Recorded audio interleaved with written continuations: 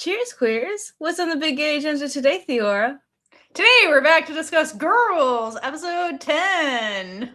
Woo! Woohoo! And I thought for this special occasion, for those who can see, this is where I've been all week, guys. If you can see my shirt, this is one of our merch. It says mentally I'm in Thailand. That's where I was this week because my ship is sailing and it's doing wonderfully. They really are. They're doing great. They're doing great. They're sailing off into the sunset. They are. Also, this shirt is really lovely and soft. If you want one, check out our merch store. You don't even know that it's gay. It's just lovely. So I thought I'd wear it because that's where I was all week. All is well. So yeah, so we're back. We're going to discuss episode 10 and what we think is going to happen in the penultimate episode 11. Lots of shit. Lots of shit. All right.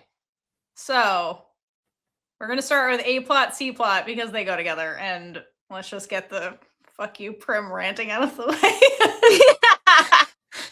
Before we get to the cute shit. Okay. Well, the first thing I will say is I don't know whose side to be on. And I'm very much torn and see both sides. And I can be easily swayed to either side. So I'm just throwing that out now. Yeah, I keep saying, I think they should just be friends. I don't think they should date, but here we are. That's not what the writers want. So anyway, all right. Well, where do you want to start with A plot, C plot stuff? Well, we can start at the very beginning where Prim and Bambi, yep, that's correct, go visit Aunt and Fa to get away. They do. They end up, so basically Prim is like, I need to learn from the past. Let me take Bambi out on a vacation. And also Bambi's 3 seconds away from having a mental breakdown. So let's go away. And one of Aunt's side businesses is she owns a hostel. I guess she rents out to people like an Airbnb kind of situation. And so Prim and Bambi show up there but it's like a hostel, but it's like they live there too. It's I don't understand the situation. And there's no one else that's there. Right. I don't fully understand the situation, but they're like, hey, this is our house. Why don't you guys go have sex in our bed? And I was like, this is weird. They're very strong. This is weird. But sure. So it's one of Aunt's side businesses besides running Blossom. So they go hang out over there. And apparently it's 30 minutes from where they normally live. It's not far at all, because I'm sure Min walks there later. So, but it's far enough away that they're not in their normal routine. So I think that's why Prim was like, let's isolate ourselves and just so Bambi can heal and I'll make amends for the past. And that's basically what this is. It's a staycation. It's just a nice, it's nice to be somewhere else that's not your own home. Basically, yeah, that's what Prim says, yeah. And then we quickly see that Aunt and Fa are clearly the mirror characters for Prim and Bambi in this episode. Yes, they are very explicit foils for Prim and Bambi, 100%. Yeah. The most explicit to the point where I could see it right away. Yeah, anyway, they took away the subtext for Caitlin specifically. I have issues, okay? I'm working on it. It's been years, but I'm still working on it. It's all right. Anyway. So, Aunt is the workaholic, just like Prim. Meanwhile, Fa is always left behind while Aunt goes to work. And later we find out that she has a health condition to mirror Bambi's mental health issues. So I'd argue they're not the same, but they're not the same. They're not the same at all. Not the same at all when it comes to how their partners treat them. But I mean, to be fair to girls, they're being like, hey, mental health is real. It can be just as deadly and shit. So, and detrimental and stuff. So, yeah, I get that. I'm happy that they are tackling mental health in the show. They're taking it seriously. Yeah, showing therapy, but we're not there yet. Right. And when they go to visit, you can tell that Bambi is still clearly not okay. Of course not. Yeah, I mean, she's not okay. It hasn't been that long, first of all. She hasn't been okay the whole show. I mean, fair. It's more explicit now. Yeah. But like, it's hard to be okay, like, when people are attacking you online to the point you can't even go on social media because not Bambi. Prim tells Bambi that Ari posted an apology, but even though she did that and people know what actually happened, people are still digging into Bambi's past. And like, this is just showing that nothing ever disappears on social media. People are vicious, and like, they're vicious when they can hide behind a username. And it destroys real people on the other end. Yes. Correct. Although this is a character, this happens. Yeah, for sure. And then during the scene, we are still getting lines from these two about not being able to live without the other. I know. Because I can't with the death. They gotta stop talking about death. Yeah, because Prim says, like, she's worried something might happen to Bambi, and if something happens to her, how will she live? And, like, okay, so this storyline could get really dark, because, like... Of course! If you... Of but, course. like... I've been saying that! I know, but like, I don't think it's gonna get as dark as it could, because there's only 2 episodes left. Correct, yeah. 100%. But it's gonna get dark. I don't think it's not gonna get dark. If they had a season 2, I feel like they could get there. Like... I agree. I hope it'd be great if they had another season. But yeah, I don't like. We should really make it a drinking game every time these two talk about death. We should take a drink. Because honestly, they've been hinting at something bad happening to Bambi for a while, like in the dialogue where I forget who Prim was talking to. Prim was talking to Aunt at one point at the bar, and she was like, "Till death do you guys part" or something. And Bambi and Prim's like, "Why are you gonna talk about death and Bambi?" And it was after she just figured out like Z died. But, like, they keep bringing up death when it comes to Bambi throughout the show. So this is not new. It's just, like, escalating in frequency, and it's making me nervous. I think that's fair to be nervous, because who knows what these bitches are going to do. I mean, I have thoughts, and we'll get there at the end when we talk about the next episode. Sounds good. Okay, so throughout the beginning, we see that Prim's goal is to still make Bambi smile 24/7.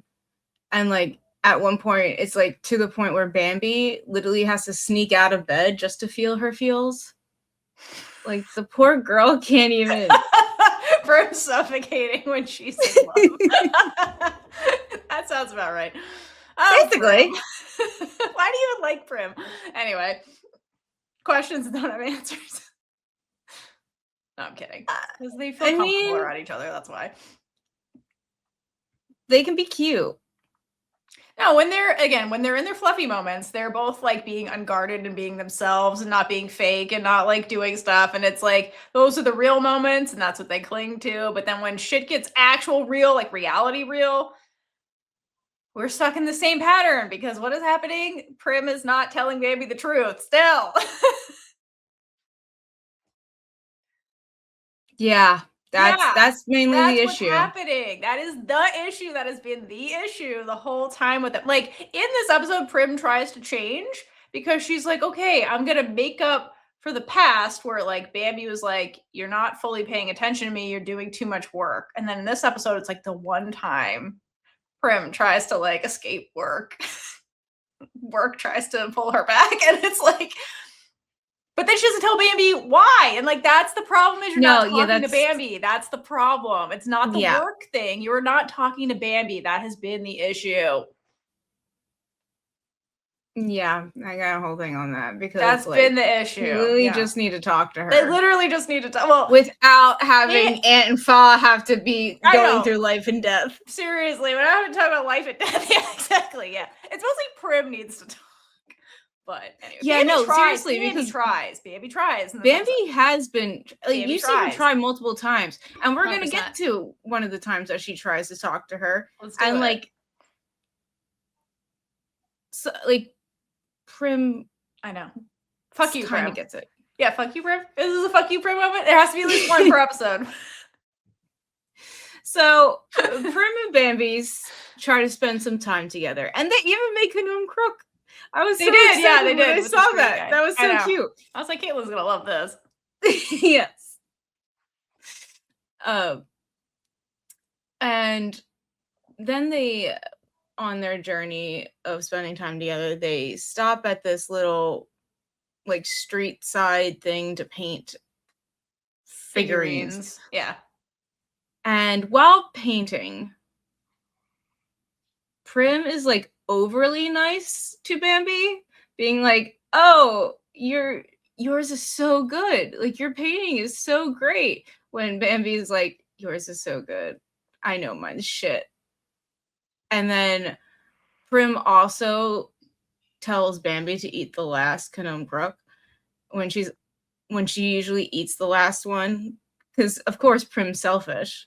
Right. And she'd eat the last one. Prim usually eats the last one. Yeah, of course. Is it not an unspoken rule that you don't eat the last one unless someone's like, "Here, do you want this?" Apparently not in their relationship. So, Bambi finally snaps and calls out Prim for treating her like a patient. And because Bambi doesn't want Prim to treat her differently just because she has stuff going on with her. And this goes back to the pitying thing. Because when Prim treats her differently and tries to overpraise her and pretend like nothing is wrong, it actually draws more attention to the fact that everything is not okay with Bambi and makes her feel worse. And it seems like Prim is trying to overcorrect for her past and put Bambi before everything else. I mean, she literally says that in this episode. Correct. Because that's why Bambi left her, which makes sense. But like, this girl goes to extremes. Like, she's one extreme or the other. She doesn't know. She says that she learned how to balance work and her relationship. No, she didn't. No, she didn't. Yeah, exactly. She has not. Because yeah, I will say Min came up with a pretty good solution, and she did not take it. Anyway. Min is the I get so pissed off at that scene with Prim. But yeah, no, Prim's full of shit when she says that, 100%. But like, okay, here's the deal. Like, I understand where Bambi's coming from what you explained, but from Prim's point of view, like, I understand why she's doing what she's doing, because like she cares about Bambi, and Bambi literally was losing it in the last episode. And so like Bambi is fragile though. Like, that's the thing. Like, I know that, and so like Prim is like, I don't want to like Prim's MO is always like, Bambi needs to be happy now so that she's not sad. So she's trying to like do so much to make her happy so that she's feeling happy and like stays happy and doesn't get sad. So that's why she's like laying on the diabetes in this conversation basically, and like giving Bambi everything she wants. And also she's trying to be like, look, I put you first, not me first, because their entire relationship is putting Prim first. Okay, Bambi doesn't take her own fucking advice. She's like, you can't just put me first all the time. Prim never puts you first. This is the first time she's doing it. And Bambi's like, this is weird. Don't put me first. You need to be selfish sometimes. Like, Prim is selfish all the time. And then Bambi is selfless all the time. So it's like, what is with your relationship? Like, neither of you are objective in your own relationship. Like, neither of them. But like, in Prim's memory and point of view, Bambi's the selfish one. It's just right. I think that's how you get to the end of the episode with the therapist who's like, everybody has their own expectations in relationships.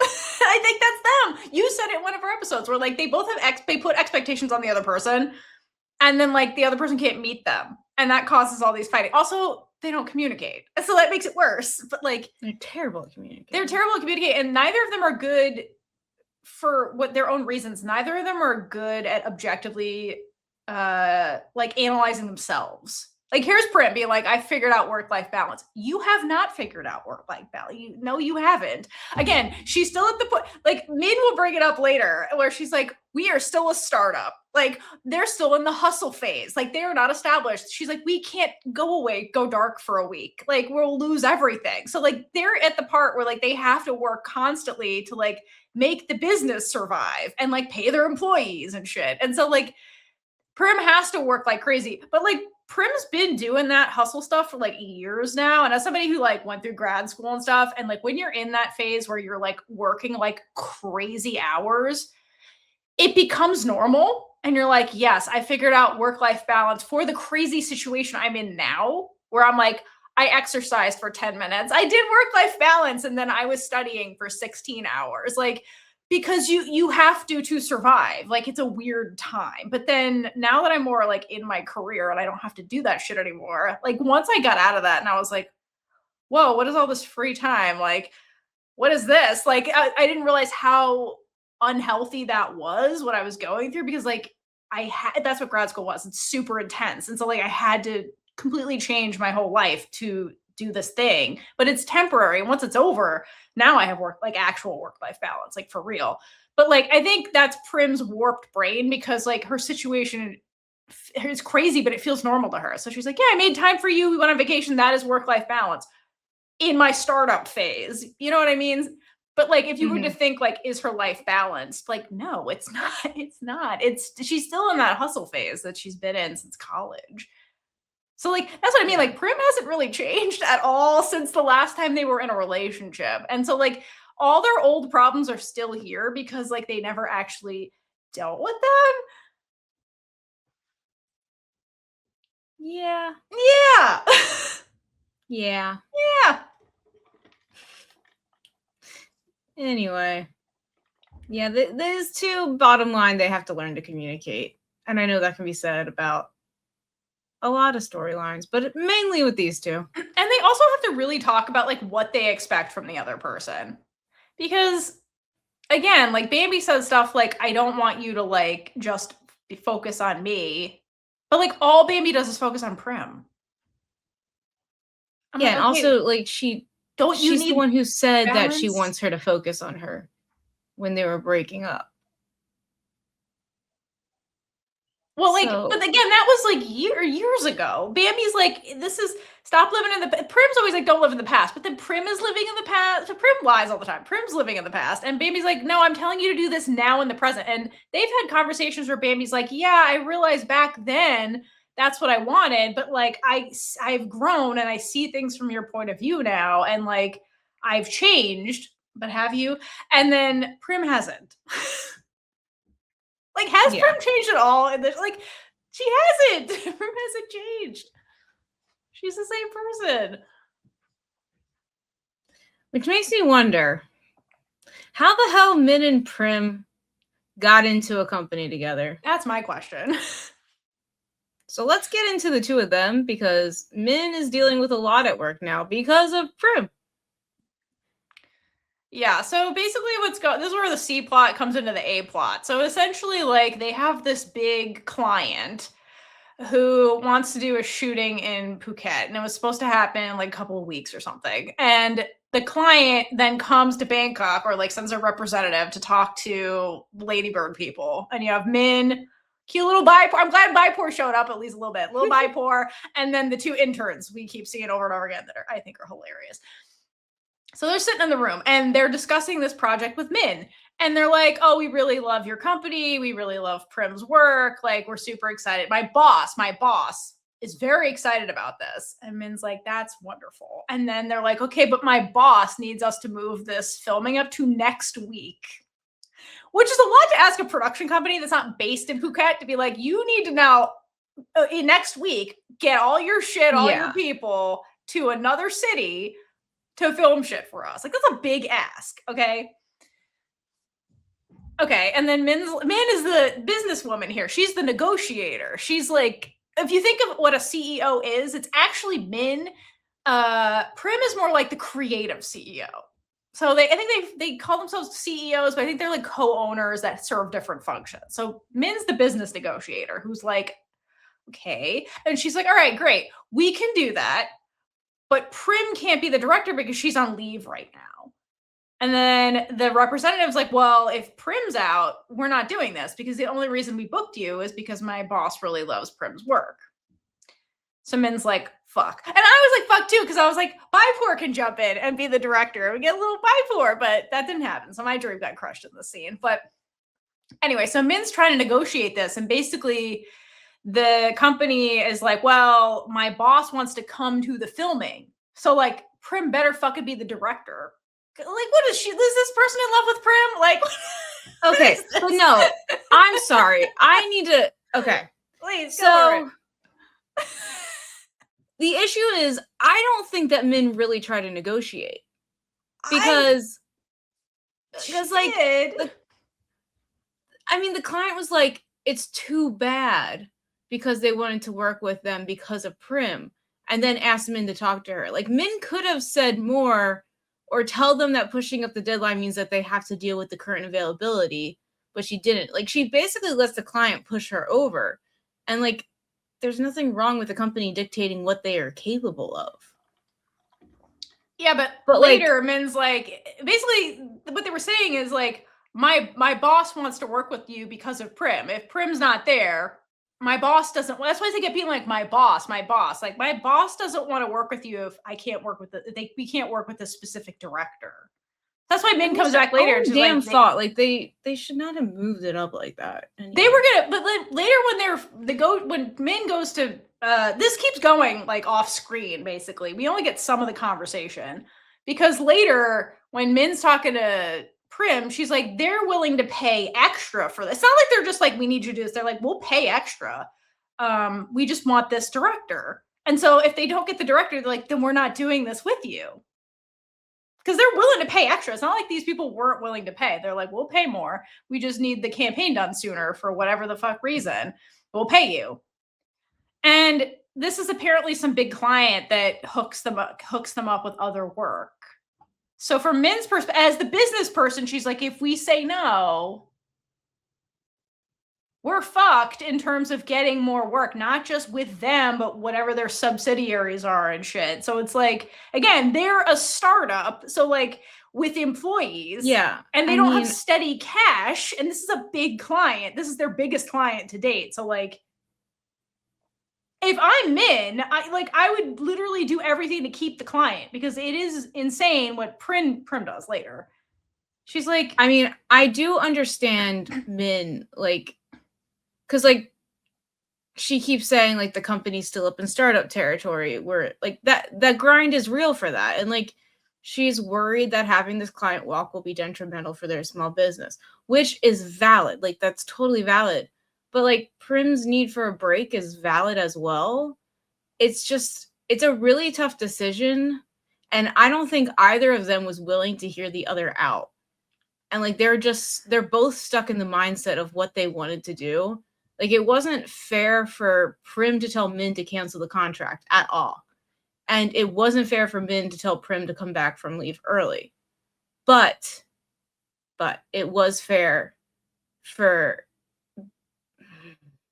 Min, sorry, the names get jumbled in my head for some reason, but it was fair for Min to tell Prim to talk to Bambi about it first. Oh yeah, that was the only part of that conversation that was valid. But like, I guess we'll speed jump over there. So later on, Min's like, I gotta go deal with Prim. Yeah, so I kind of did this out of order. Yeah, no, it's fine. Like basically Min stews and then goes to Prow and Prow's like, wow, you're not paying attention to me. So their thing kind of starts paralleling the A plot, which is why they go together. And basically Min's like, listen, my job's on fire right now. It's usually not on fire. So like I need to put the fire out before we go to sleep or whatever the hell we were going to do. So like, I'm sorry, but I need to deal with this. Otherwise I can't sleep. Like Min's the type of person who's like, she would lay there and like not be able to stop thinking about this and like thinking a way out of this. Because I empathize with Min in this situation because like there are alternatives to just blowing off the client. And Min thinks about them all and then goes to Prim and is like, first of all, it interrupts like cute PrimBambi shit. And then is like, okay, I need to talk to you. After like calling her, and then Prim's like, fuck you, basically. And then like Min literally comes over there and is like, okay, now you have to talk to me. Like for real, we have to work through this.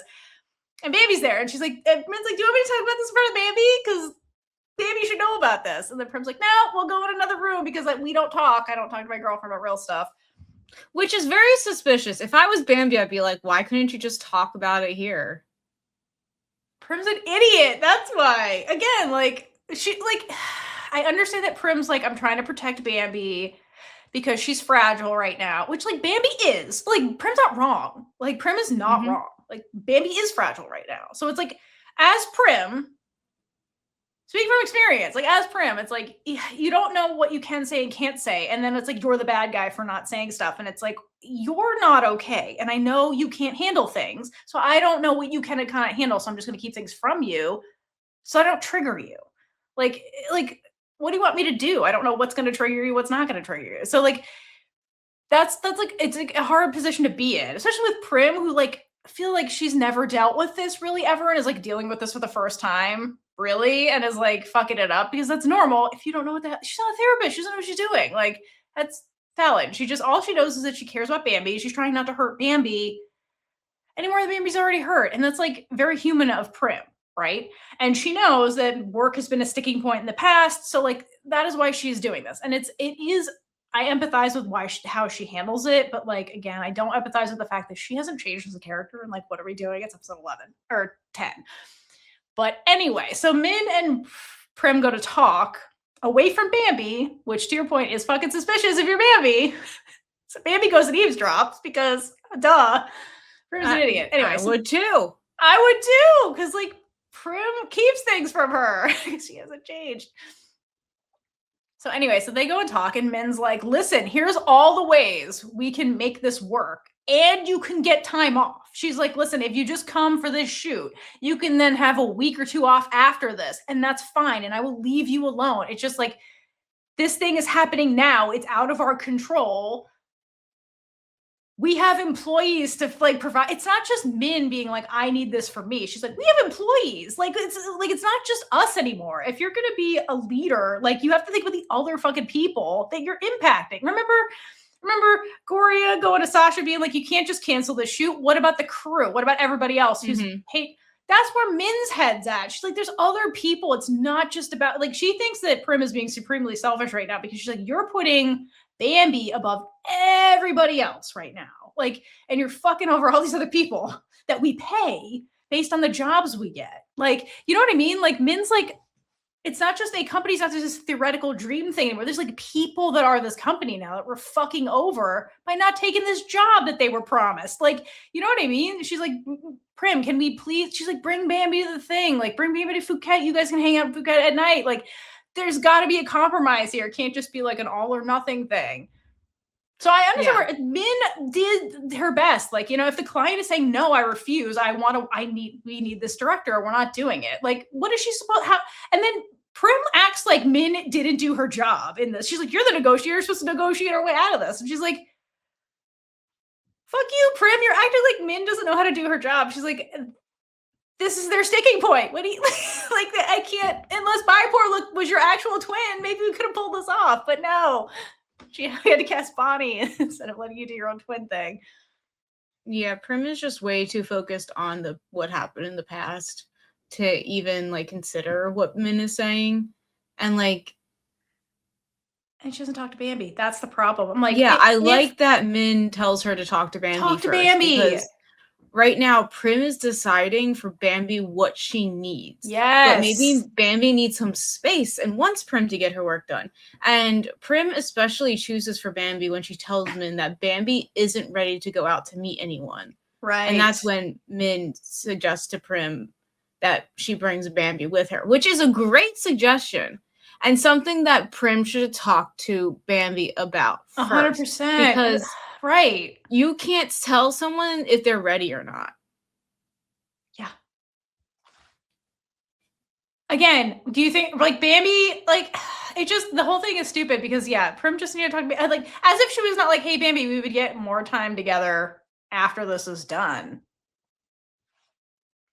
Is that okay with you? It seems like Prim is more of like an instant gratification person. She's not willing to wait. I think Prim's just being like, listen, I promised Bambi this week the way I promised her birthday. And if I pick a job over the time I promised with her, she's going to leave me again because I'm still in college in my brain. Like, I think that's really, it's that simple. It's not that, it's never that deep with Prim. Prim's never that deep. For being a creative, she's never that deep. Yeah. Anyway, so I agree. I thought the best part of the conversation was Min pointing out the fact that Prim doesn't talk to Bambi. She's like, "Why don't you tell Bambi about this?" That's why Min was like, "I'll say it right here in front of Bambi." Like, I got like, Bambi should hear this. Which she does. But she sure does. Prim doesn't know that. And then Bambi subtly telling on herself that she did listen. That Prim would never doesn't catch you. I know. Put together. So stupid. Bambi tells Prim that if she has something she needs to do, she can go and do it. And then, like, Prim straight up lies to Bambi, saying that Min will understand and that it's not about her. Like, okay, wait. Bitch, no, it ain't. Like, girl. I love this part. I love this part because she's like, yeah, no. It's not about you, Bambi. This is about me because I haven't been feeling very creative lately. So I'm like, okay, wait, Prim, is that why you decided to take this week off with Bambi for real? Oh, yeah, true. And so I was like, are you actually telling Which yourself? Is the excuse. Right. I don't believe Prim when she says stuff. That's true. I'm sure there's a truth to that. It's like, from I don't trust anything. And you know what? You know what's fun about this show? I spent a lot of time bashing Prim. I don't have any Prim defenders in the comments, which tells me we're all on the same page finally about characters, which is fun. For the first time in forever.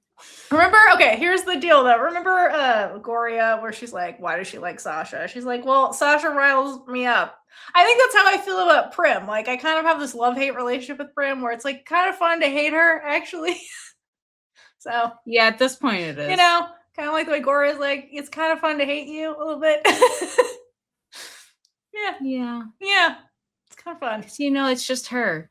She's not going to change. How do we get to episode 10 and Prim has not? It's because the A plot is imploding in the third act. That's why. Well, it's because we had to like learn that she was terrible to begin with halfway through the show. Because the signs were always there, man. I mean, yeah, but like, if you're a person who doesn't get subtext as well, then it wasn't. Anyway, please let me know in the comments if you're a person who has trouble with subtext and make me feel less alone. There's no way you're alone in that. Please. There's no way. Anyway. Okay. Bambi then tells Prim that she broke up with her in the past because she thought that she was a burden to her work. And this is where we get to the crux of Bambi's issues that we will later hear verbalized. Multiple times, actually. Correct. I will say, in episode 5, during their breakup flashback, Bambi specifically told Prim, when they were broke up the first time, I don't want to be your burden anymore. So this has been an issue with Bambi pre-Z. Like, she's always felt this way, that she doesn't want to be a burden to Prim. Like, always. So it has nothing to do with, like, the accident. It doesn't have anything to do with her, like, current mental health state. Bambi has always felt like that about Prim. I wonder if... So I'm trying to figure out where this came from. I wonder if her mother treats her like a burden from, like, a young age. I don't know. Like, she has to have, like, something that made her feel like a burden. I meant to ask you before we jumped into the episode, like, okay, so you were always curious about Bambi and her mom stuff, and we got more in the last episode, and we didn't talk about it, with the mom helping Bambi out of the whole, car accident situation, be like, Bambi, you want to take the blame for this? This isn't your fault. The dash cam proves that. So how do you feel about that whole thing with Bambi and her mom? Because now you have the explanation for, like, why they've been so weird in the present. I don't know. I mean, she does care about her daughter and she wants to protect her. Yeah. And, like, she wants the best for her. But I really don't know I need to think more about them. Like, just, like, sit with what we have, like, watch the scenes over again. Because I feel like we still need more. I get the impression that, like, there's really not much there, to be honest.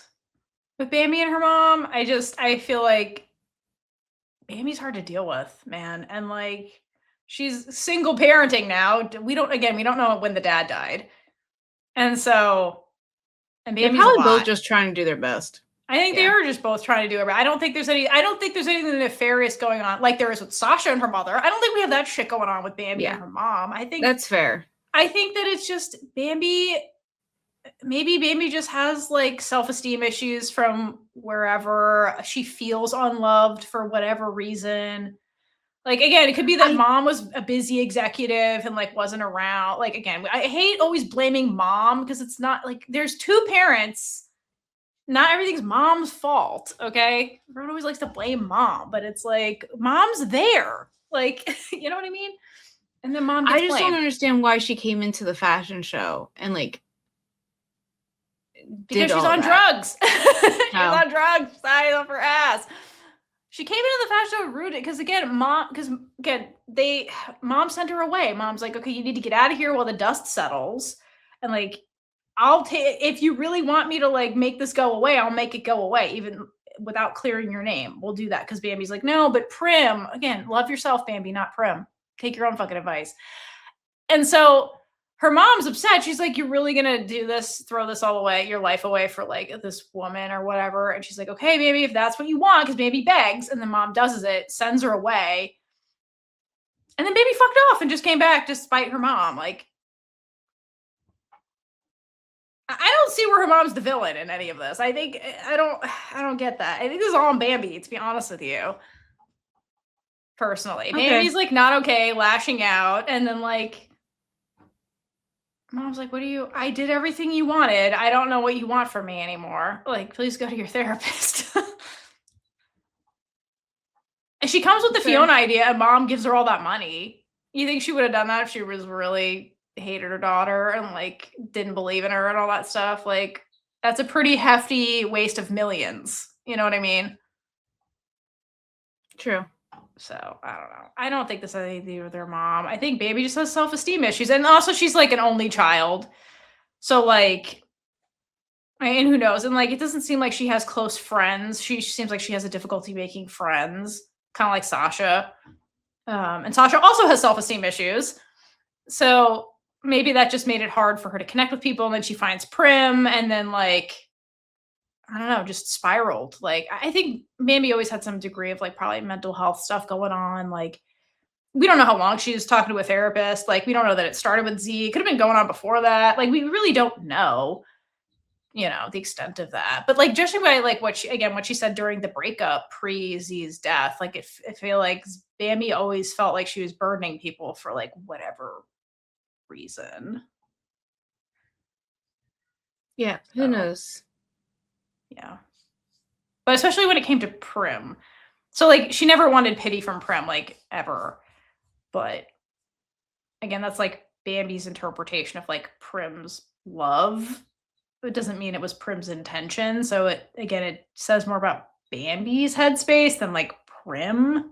Even though Prim literally said she felt bad for Bambi when she got back together with her because Prim's an idiot. Yeah. Yeah.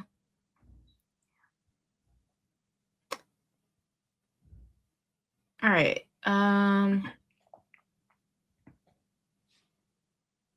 So I guess going back to Ant and Fa, and them mirroring Prim and Bambi. So when they're playing the game at the hostel, Ant's like, oh, you guys can finish the game. I have to go back to Blossom. And Prim's like, what? You said you were going to take the day off and be with Fa for the day and take care of her. So Prim doesn't understand that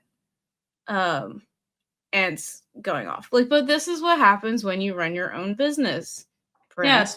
Because what does Ant say? She's like, there's a problem at work only I can solve because I own it. So I have to go. Yeah. Yes. So it's not like she's like, I gotta go just because. It's like it's on fire. I have to go put the fire out. And this was conveniently right after the scene where Min is on the phone talking to this is all Prim. Conveniently around the same time. Yes. So all right. Sorry. I don't understand why Anne knows the problem's going on. She's still playing this game. She gets a phone call from Min, gives it to Prim, and they have a conversation. Like, did Aunt know there was a problem this whole time? That's a good question. How did she find out? Like, as soon as Prim came back, it's probably because you had no phone. Probably because somebody was trying to call her, but then couldn't because Min's on the phone with Prim, and then so they text her fiance, and then her fiance's like, "This is for you." They're playing like musical phones, and they're like, "This is for you," and yeah, yeah. No, I don't know. Or it could have been like not a time sensitive thing, hence why she's like, I can stay for half a drink and then go kind of thing. But she's like, I have to go. Maybe it's like, I forgot my keys and I can't unlock this thing. She's like, I gotta go because I got the keys. But it's not urgent. Who knows? We don't get details. We don't have time to get into a fourth couple outside without keys. No, but I mean, it could be like they could be in the bar, but it's like I don't have the key to like the safe, or like, you know what I mean? It could be something minor that doesn't require her to go right now. Otherwise, I feel like she would go right now. She's a responsible business owner. Yeah, Prim.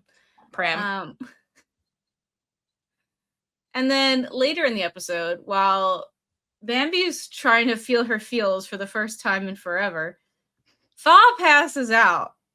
And then while everyone is at the hospital, Anne expresses all of the thoughts that Prim has about Bambi.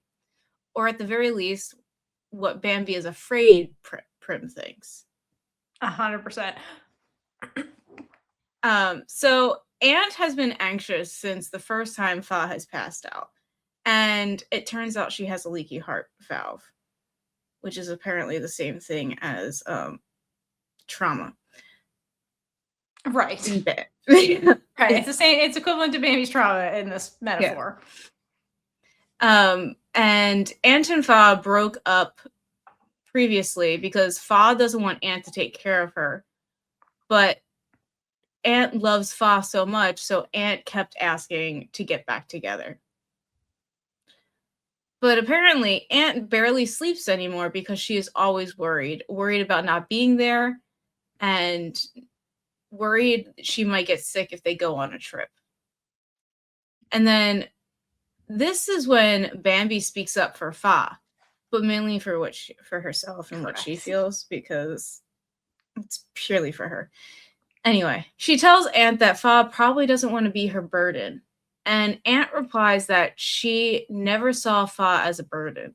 And like that's what gets Bambi's attention. She immediately looks up, and I feel like she probably didn't even consider that Aunt would not see Fa as a burden. Right. Because again, it says more about Bambi's headspace than like Prim's. You know what I mean? Because this is all a metaphor. Because like, yeah, exactly. Prim doesn't see you as a burden. Although I feel like Prim does. Prim probably does. Let's be honest. If not now, then soon. Well, like in certain aspects, so she's like, Bambi, like stop, like get away from my dad. Like, you know what I mean? There's certain parts where she's like, you are a burden in this fucking scenario. But it's not for the reasons Bambi thinks, is what I'm saying. Yeah. Yeah. And then Prim, always trying to make sure people are happy and not let them be sad and feel their feels, stays positive and tells Aunt that Fa will be okay, which, to be fair, in her position, what are you supposed to say? What, as Aunt, you mean? No, as Prim. Like, someone's like crying next to you, being like, I'm scared my partner's not gonna live. You'd be like, well, I mean, you don't really say they're gonna be okay because you don't know that for sure. Although the doctor did just talk to them, so yeah. And said she'll be all right. So, but I mean, I get where Aunt's coming from. I get where Bambi's coming from. And I want to talk about the word burden for a second, because I feel like that's where the circle of all this is going. So I forget where I saw this, but I mean, this changed my life when I heard it. But basically, like the word burden, it means like heavy load or like something heavy that you carry. And so it has this like negative connotation, like carrying something heavy, and that's how Bambi sees it. She's like, I don't want to be this heavy thing that you carry because that implies weighing you down so that you can't move as fast or like whatever. But the way Ant is thinking about it in this context is it's like, it's my honor to get to carry you. Like, it's not this thing that is weighing me down. Like, I'm carrying you. We're going through this together. It's not it's not weighing me down in the sense that it's making my life worse. Because I'm with you, it makes my life better. It's my honor to take care of you and do this. It's not this negative thing. It's a positive thing.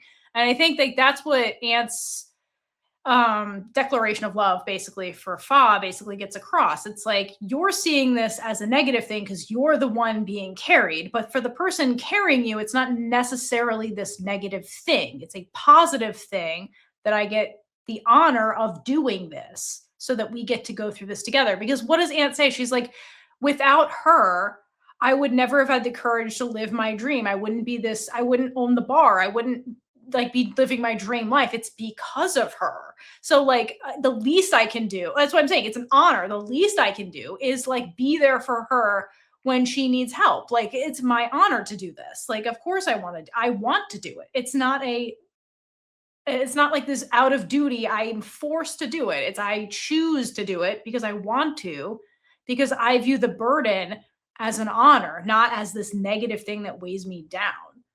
So again, that's why I say it says a lot about the headspace of the person when they're saying that word, because it doesn't necessarily mean bad. The way the word change doesn't mean bad. Some people are afraid of that word, but not everybody's afraid, because a change can be a positive thing or a negative, or like a negative. It's not always negative, but people have a negative association with the word. Like being selfish, people have a negative connotation with that word, but like it just means putting yourself first. And sometimes there's situations where that's a positive thing. Like Bambi putting herself first, not Prim all the time. Like, so, and yeah, and I think that's really the crux of this argument is like, how are people viewing this caretaking role? Are they viewing it as like, oh, it's ruining their life to be the caretaker, versus like it's an honor to be a caretaker? Like a caretaker is a revered position in culturally speaking, or should be. So yeah. One thing we forgot to mention is when that I thought was interesting is when Prim and Min are having their like in-person discussion, shall we say, at the hostel. During that conversation, Prim breaks the fourth wall. Did you catch that? Mm-mm. When they were talking, and then she does a fourth wall break and says, Bambi is the most important thing in my life. In the middle of the play. Oh, yeah. So there's a fourth wall. I thought that was interesting. I've never seen a fourth wall break in like a Thai girl love. So that was impactful and jarring, which like, is it jarring? Because like Min was accusing Prim of doing that. So like, it was an interesting, I don't know. I wanted to see what you thought about that fourth wall break. So I was like, I guess it's more like we're never going to come to a compromise because I'm choosing Bambi over you, Min. And like, maybe that was like a slap in the face to Min, who's like, you're my business partner and you're fucking me over. Maybe that's why it was supposed to be jarring.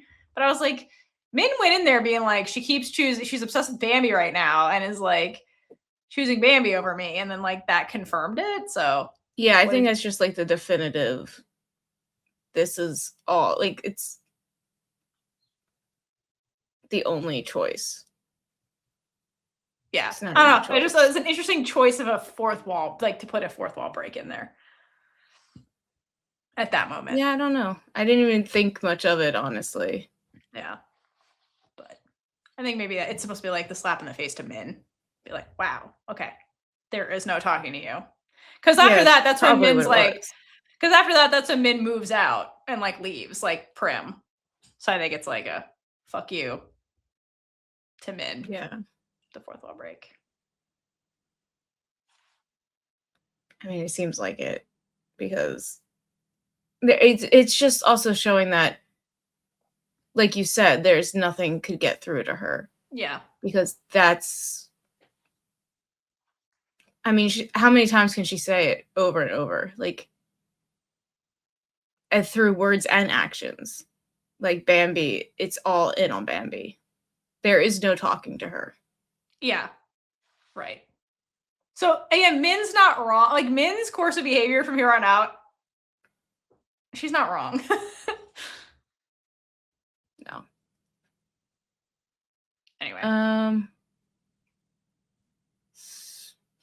Sorry, I'm trying to figure out where I am. So basically, we were at the hospital. We got through the foiling conversation with Aunt and Fa, who is basically describing Prim and Bambi's relationship. And then Bambi, I guess, and Prim talk after that again, I think. Yeah, later Bambi tells Prim that she can't think like Aunt, and she can't make all her decisions based on Bambi, and sometimes she needs to be selfish, which Prim is always selfish. That's what I mean. I don't understand where this is coming from. I think it's just Bambi's mental state right now, because I'm like, Prim is always selfish, and it's like this is the one time Prim is trying not to be selfish, and like everything's going to hell. Somehow Prim not being selfish throws the universe out of whack. You know what I mean?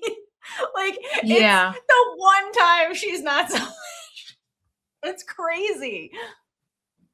However, it might still be selfish, because if she truly had no creative direction right now, then she is being selfish. I know. That's why I'm like, maybe that's why we're here. Because like that would be on brand for Prim.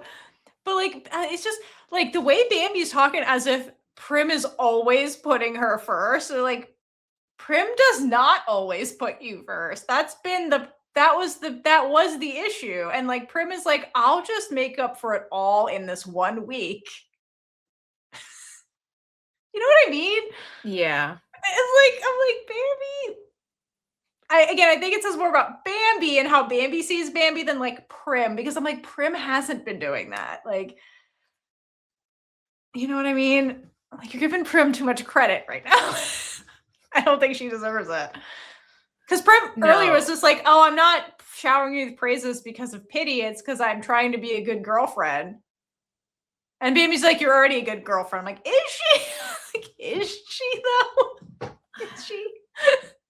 Are you okay, baby? Have any experience with healthy relationships? No, clearly not.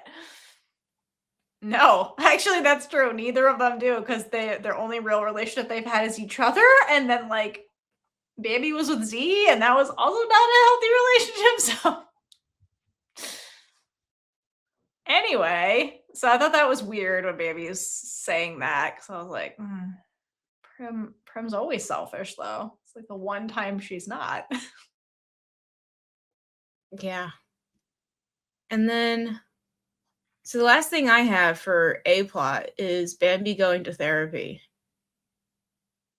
Oh my god. Well, first of all, before we get to go her to therapy, I like the way they cut this into the scene, because basically it's their last scene together where they're just sitting out by the water, like holding hands and stuff, and basically talking about death again. And Bambi's like, well, you know, why are you so good to me? Like, what would I ever do without you? Don't be that good to me. And Prim's like, you'll never have to live without me. And then like they're trying to go back to their cute pattern, and it's not fucking working, because they're still not dealing with their fucking problems, actually, because we're not communicating, Prim.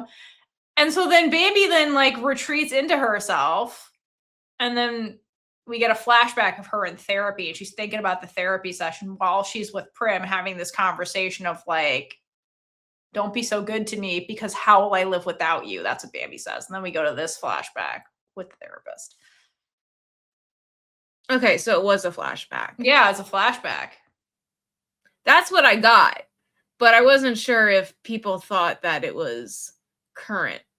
No, that's a flashback. So it's probably between the last episode and this episode that she went to therapy. Oh no, I thought that therapy session was before all of this.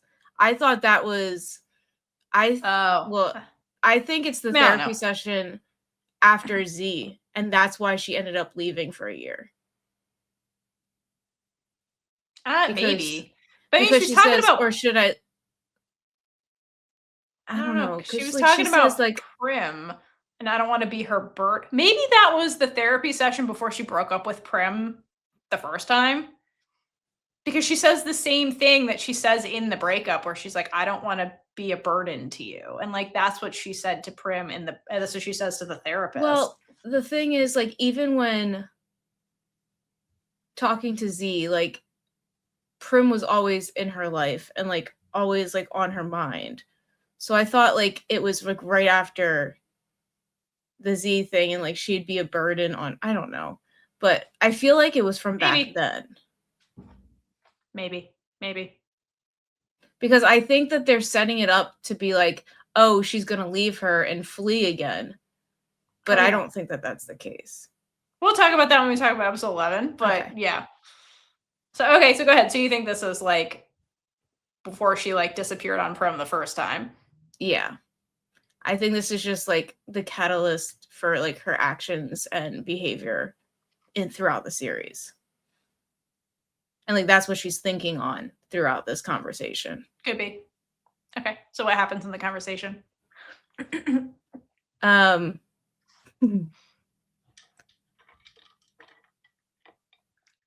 Sorry, I have to think back to the conversation. Oh, that's okay.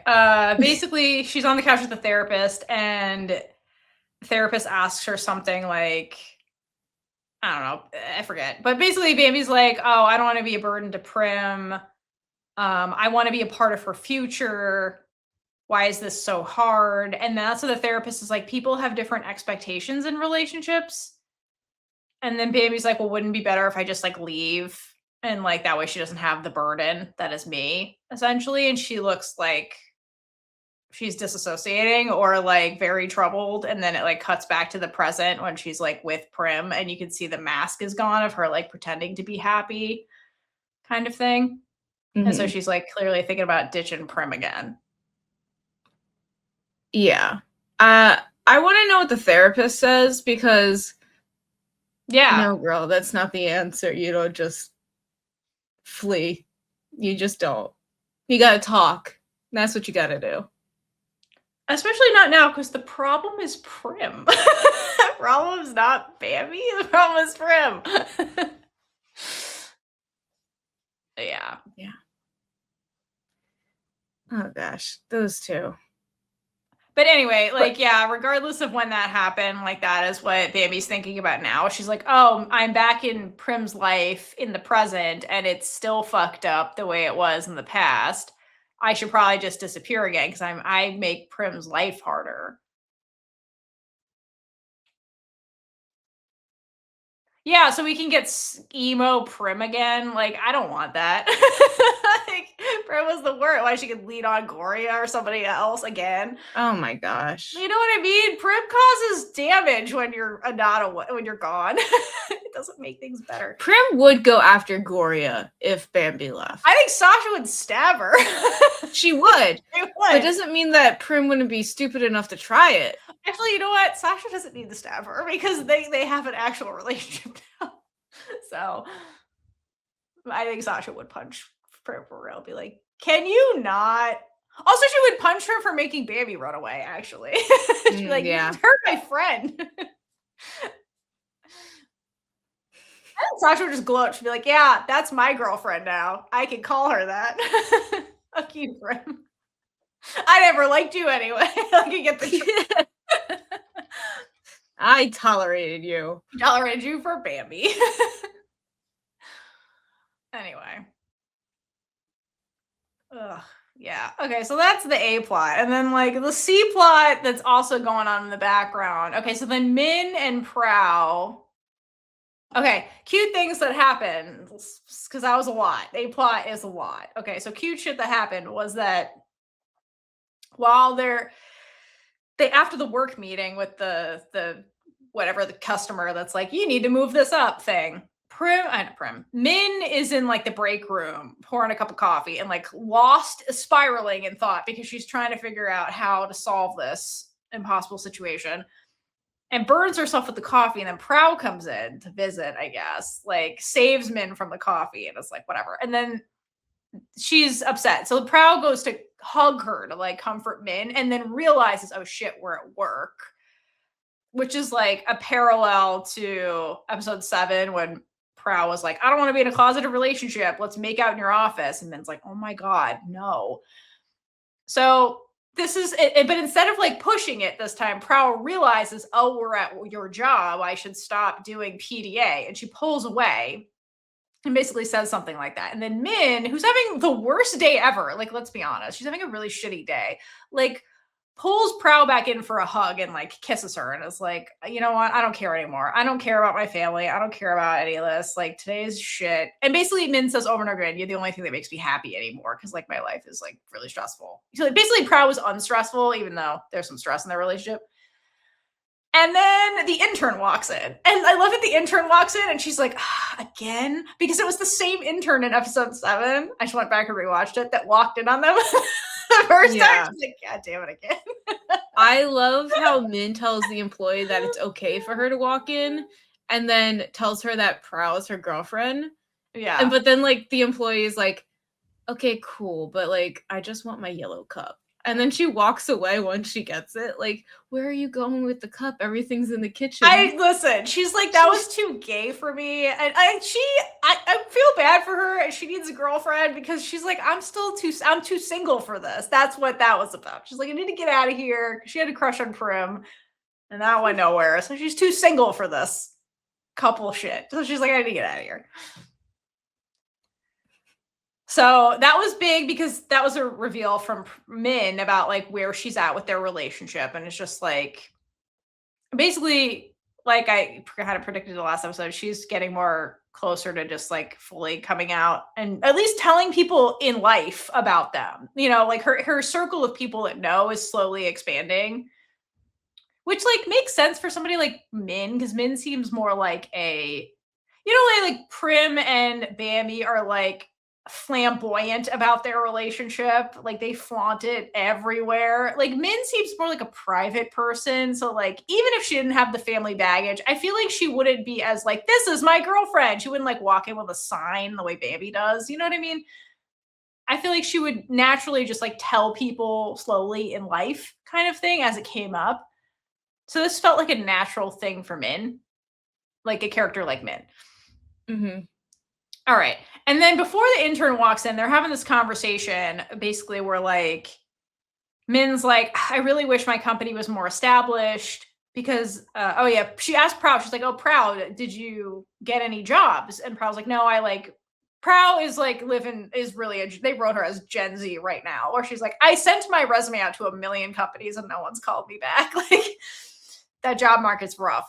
And so Min's like, I wish I could hire you, but like our company is not established enough for me to like put you on any kind of payroll. And then Prow says, well, you know what? I don't think we should work together. Not that I don't want to work with you. It's just that like I think that it's better for our relationship if we have space throughout the day so we like miss each other. That's what she said at the end of the day. And like I agree with Prow. Like I don't think every couple can handle like being with each other 24/7 all the time.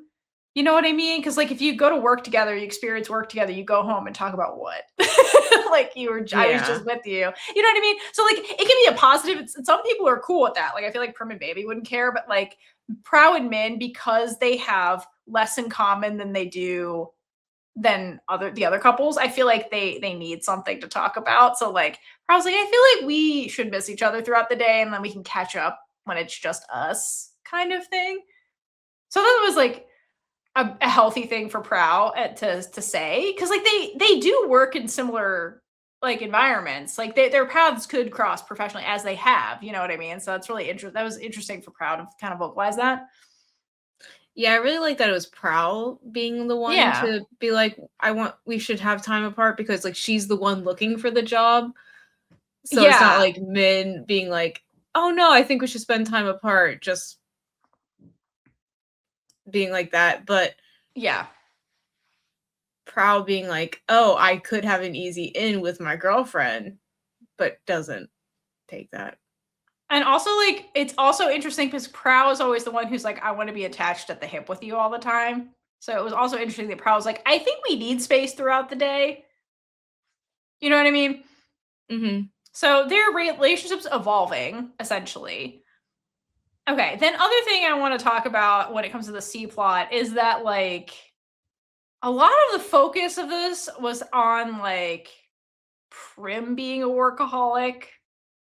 But Min is also a workaholic. No, Min's becoming like the workaholic out of everybody right now. I think she is a workaholic. I don't think becoming. I think she has been a workaholic.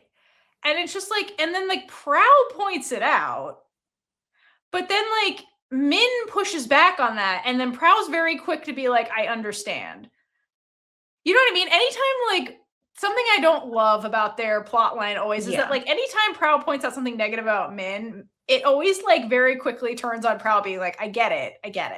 And like I think that Prow is a very empathetic person. Like that's who she's characterized at. So like I think it's meant more to be like she's being empathetic towards Min, but it always kind of comes off as like we're conceding to Min. Yeah, she takes a lot from Min. Because anytime like she's like she tries to set up boundaries, I feel like, and then immediately crumbles them if Min doesn't like something. Like yeah, she concedes to Min too much is what it comes off as, but I think it's supposed to show she's empathetic. But I don't always read it that way. No, it pains me when I see her because you can see her sink in on herself too a little bit. Like her shoulders slump a little bit. And you literally see her concede to her, and it's just like, girl, no, stand up for yourself. And I just the thing is like she does though. So like one of the big arguments they have, I think the big argument they have is like, so after the fourth wall break with Prim, Min ends up moving out of the apartment and then goes to live with Prow, right? And as they're like heading towards the door of Prow's apartment, Prow's like, well, this timing is convenient. I don't really want you to move in with me for the wrong reasons. And Min's like, look, the timing worked out. We've been talking about this. No, like, she says like, you've been wanting me to move in. Right. You've been wanting me to move in. And then the timing worked out. But then I think they have talked about it because then Prow says, but you've been going back and forth on us moving in together. So I think they have talked about it is the thing. Prow was probably the one pushing to be like, let's move in together because I'm always hanging out at your apartment while we pay double rent. Because like anything, you always see her over there at Min's. And like, fuck Prim, like, let's just be alone. Which, yes, that's a reason to push Prow. Anyway, so like they get in this argument because like Prow's basically like, I don't want you to move with me for the wrong reasons. I want you to move with me because you want to, and our relationship is moving that way. But Min's brain right now is at the fire at work. Like that's where her brain is right now. Like her company is on fire. Her company she's invested all her money in. Like she's freaking the fuck out. And then her work partner just said, fuck you. So like she's spiraling, okay? And then is like distracted right when they're having this conversation. And so like again she does this thing where she's mentally distracted by stuff and then like her like anger comes out at Prow, but then she catches herself kind of thing. And basically in that conversation she's like, why does the timing matter? We're like, it's happening. It's just like, let it happen basically. And then Prow gets upset and then Min's like, I'm sorry, I didn't mean that. Like, hold on. Like Prim, she does like, she's a human being. She's having emotions. The emotion comes out and then she's like, okay, like backtrack. That's not what I meant. Like, she says, I'm really stressed out about the fucking dumpster fire at work and my fucking family who I can't escape. So like, I'm sorry, that came out wrong. And basically is like, look, I have been thinking about this. Like, let's just do it. Basically, she's like, and says all the reasons why she wants to move in with Prow. And like, so like when Prow is like, listen, I don't want you to do this. Like, I want our relationship to mean something. Like she does stand up for herself. And then, you know, they actually do talk about things. Like they don't go perfectly, but like I commend them for actually talking. So anyway, I don't remember the exact dialogue from Min, but something like that. Yeah. Anything else about Yes, that? I have one last thing for the C plot. So we get a glimpse into Prow's apartment now that she's living in it. And I'm happy to say the goldfish from Us live with Prow now because there is a wide shot we get of them on the bed and the goldfish that have been traumatized by lesbianism. They're back. Why is GMMTV always trying to expose goldfish to lesbians? Like, it's just a thing. It happened in us. Those fish saw some stuff, and the fish are in Prow's bedroom. Now Prow and Min's bedroom. They're gonna see some stuff. I'm just saying. It's a thing that keeps happening. They have goldfish brains, so they have to keep being exposed to it. Is GMMT trying to make gay fish? Because, like, that's the gay agenda. It might be. Yeah, I think it is the big. I think it is. Let us know what you think. Let us know what you think. It's always goldfish, specifically. All right. That's all I got for the A plot and the C plot. Do you want to... So, I think it's a time to take a break for some shout-outs for our Chaos Crew over on Patreon. Woo! Our Chaos Crew members... Sorry, I'm about to scroll up through my notes. Our Chaos Crew members on the Big Gay Ride or Die tier and above are A Mixmonzone _multi, Andres, Ashley So Stunning, BJR, Brianna, Caroline R, Danny, Isla, L, Girlfriend _J_XIX, Here For It, Jasmine O, Jill L, K Yoshi, Cassie M, Kelsey S, Kenzie, Kyria B, Leona, Livia A, Michelle G, MMM 230403, Monet F, Moving Forward Leading, Nancy D, Pooja S, Regina B, and Sarah B. Woo! And our featured Big Gay supporter members for this episode are Ale, Alex B, and Alexis W. Yay! Thank you so much for all of your support, and thank you to everyone watching and listening to this right now. Just by consuming this episode, you are supporting us. So thank you. Thank you so much. Yes. Go ahead. I was going to say, if you don't have money to join Patreon, click our link below for our Discord. Go hang out there, make some friends, talk about all the girl loves that are coming out, make some friends for Pride Month, do your thing over there. It's very fun. It is. There's channels for everything, too. Even pets. Yeah. All right. So with that, let's transition over to the B plot. Woo! The B plot is just its own cute thing. And yeah, like I said, this is just going to be an episode of romantic dating. And it was. Yes. And for all those who were like, oh, we didn't get our love confession, I told you, hang on, we will. And here we are. So that is why I was mentally in Thailand all week, because this was a great episode for them. Okay. So I'm just going to run through all of the B plot on its own because it deserves its own glorious section. So basically, this episode opens with Sasha taking Gorya to her vacation home. And I guess when they get there, like, Gorya just sees it for the first time because she just runs outside and is like, oh my God, this is like the biggest house I've ever been in. It's so cute. It's gorgeous. And then Sasha comes up behind her and like holds her essentially. And like the whole episode is them constantly touching each other because that's where we're at right now. They're never like, they're always like in some kind of physical touch thing. Cause I think they were both kind of touch starved in a way. And like, they get to like be cute. I'm happy for them. So this was interesting. The vacation home thing. So like, also, yes, A plot goes on vacation and then the B plot goes on vacation. It goes very differently. Although they both get tracked down by other people. So there's a little bit of commonality there. So anyway, the significance of the vacation home is really interesting because Sasha explains to Gorya that, this is a place that she bought. So it's her place, not family place, it's hers. And basically she comes here when she wants to be alone and like escape probably the entertainment industry / onsen / everything. So this is like Sasha's safe place, essentially. Like the condo isn't because like onsen has like the codes to get in. You know what I mean? Like it's not really a safe place. This is like her private place. Like at one point, like you need keys to enter it. So it's like, this is hers. It's like a sanctuary in a way. So then Gorya is like, yeah, sure. It's your safe space. She's like, isn't this where you come to bring women when you want to woo them, basically?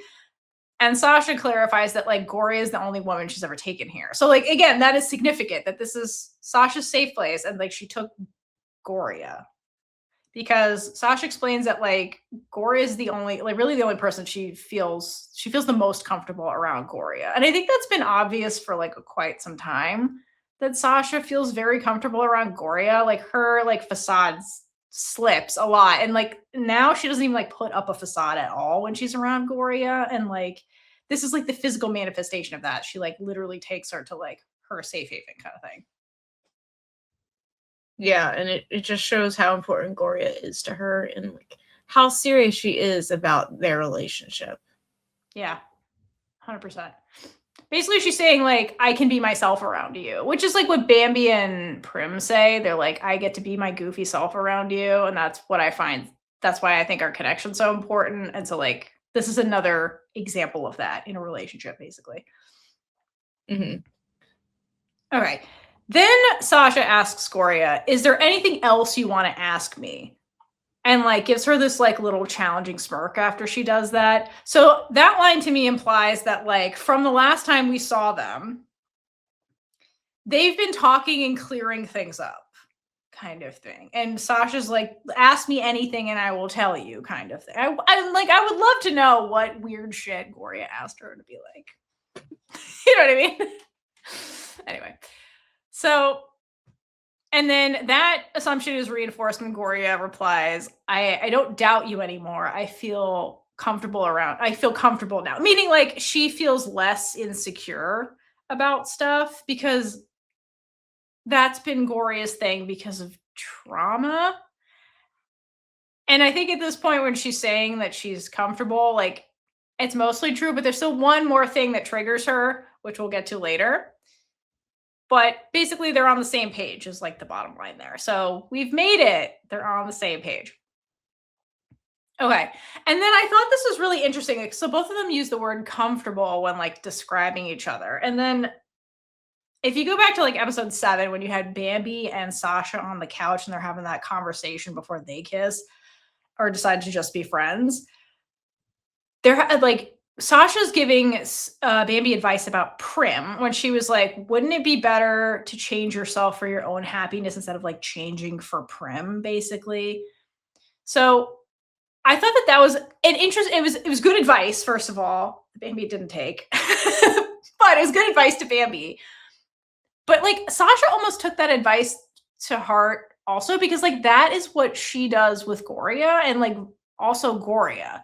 So something I think is really unique to them in this story that I really like is that neither Sasha nor Goria change themselves for each other. The thing about their relationship is they chose them to be themselves and they chose the other person at the same time, if that makes sense. Like they didn't have to do the I have to sacrifice myself to make you happy kind of thing. They were just unabashedly themselves the whole time and they still are. It's just now they're not playing game. Like the defensive walls are down, but they're still themselves. Like they never had to change. You know what I mean? Yeah, and I think that's what attracted them to each other. Yeah. Well, yeah. Yeah, that's true. I think it like it balances their relationship out a lot because they don't have to pretend to be anything they're not. Like the pretending stuff was the big game they were playing at the beginning, the friends with benefits game. But like now that they're not playing that game, like they're still themselves. All right. And like, and you can see that they're still themselves, especially in this scene you just get at the beginning, because they're still doing that playful banter with each other, which is like a hallmark of their relationship. So like you see that they're themselves, but they're like their walls are down and they're like because they're comfortable basically. So okay, got it. Yeah. All right. So now that they're at the vacation house, one of the things they do is they go in the pool because Sasha has a fucking pool because she has money.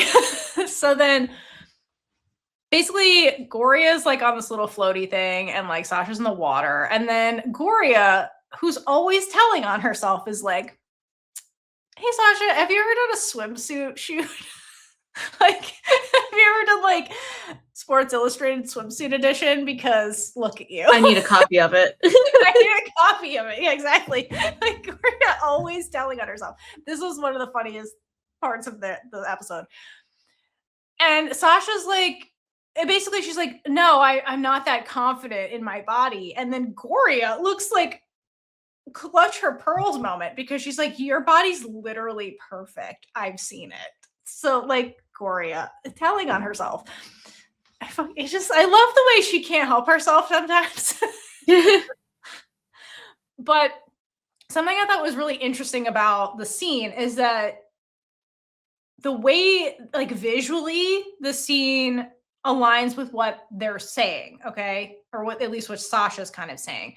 So visually, if you look at the scene, you can get the impression that Gorya is a lot more confident in her body than Sasha, despite Sasha being the supermodel, because in the scene, Gorya is in her bathing suit, right? She's in a two-piece bathing suit with miles of skin on display, right? Like it's no big deal. And then if you look at Sasha, Sasha has a t-shirt covering her swimsuit. So like she's less exposed than Gorya. So that visually shows you that like Sasha's less confident in the swimsuit body thing than Gorya is, which is interesting because Gorya is not the model. Sasha is. Yeah, and Gorya is fully out of the water while Shasha is concealed. Well, I don't think that's the right word. Yeah. She's concealed by the water. By the water, half her body. Mm-hmm. Right. Again, the whole point of Sasha is like, you can't judge a book by its cover, right? Yeah. Yes, that is so true. And she tells Gorya that she has to tell herself that she's confident, that she's pretty, and hype herself up basically during these shoots just to exude the confidence that's needed for these photos.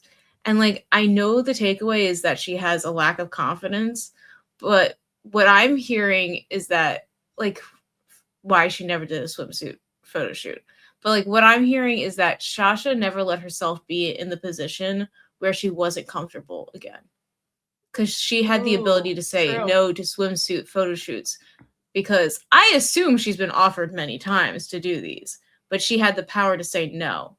So that's a good point. She didn't have to be like, yeah, she lacks confidence during regular shoots, but having a swimsuit photo shoot seems like it would have been terrible for her. Like it would have put her back in the same place where she was during that casting. The casting couch situation. Epstein Island, yeah. Yeah. So. Yeah. That's a really good point. I didn't even think about that, but yeah, you're right. And it also shows that even though some people can exude confidence, it doesn't mean that they are actually confident. And I love that we got to see this vulnerability from Sasha. And that's what Gorya brings out in her, like the realness to her. 100%. And to me, when I was looking at this, I was like, oh, well, this makes sense that Sasha isn't confident in herself, especially when it comes to like her physical appearance, because she said it before that like, I mean, she started in the entertainment industry when she was 8 years old. Okay, that's when her mother essentially groomed her into the entertainment industry. She was basically, this is like an example of grooming a child, essentially. And so through that process, mom was the critical one. Like she said that my mom is critical of my posture and like what I looked like and what I ate and all that kind of stuff. And I assume Wonsen was also, because the child was eventually pawned off on Wonsen. So it makes sense that she ended up with self-esteem issues, because again, the authority figure, adults in the room, were telling her she wasn't good enough constantly, right? So how would she be confident at the end of the day? So instead of being confident, she projects confidence, because when you first meet Sasha, like, again, what did Gorya say? She's like, you're so fucking cocky. That's what I can't stand about you. Meaning you're unabashedly confident, right? And it kind of clicked for me that like, Sasha's an actor. Like she's not just a model. She also is able to act, right? So I think that like all those like cringe one-liners that she's always giving Gorya, I think that also comes from the same place that fake confidence kind of comes from, that Sasha's playing a role when she's interacting with other people. So when she's trying to get women, she's playing a role. She's not being Sasha. She's like, what do you want me to be? I'll be whatever that is. Like she tells it to Gorya. She's like, what's your type? I'll just tell me, I'll do it. I'll be it. I'll turn into it. Cause she's an actor. Right. And like, like I've said this before, like she clearly has no social skills because she has no friends because she wasn't allowed to. So she's like trying to like be like, what do humans want? I'll be whatever the human wants, because as an actor, I'm a blank slate. I can be whatever you want. So like she watches movies, like she's admitted she likes romantic movies. So she like absorbs those lines and says them back the way the leading love interest would say it. And like Goria sees through the bullshit and is always like, this is ridiculous what you're doing. Like you're being fake with me. Which I think is important, because then when we get to like when she asks her out, like the way Sasha does it is Sasha saying it, not these what a leading lady would say kind of thing. Like she doesn't act, she's real.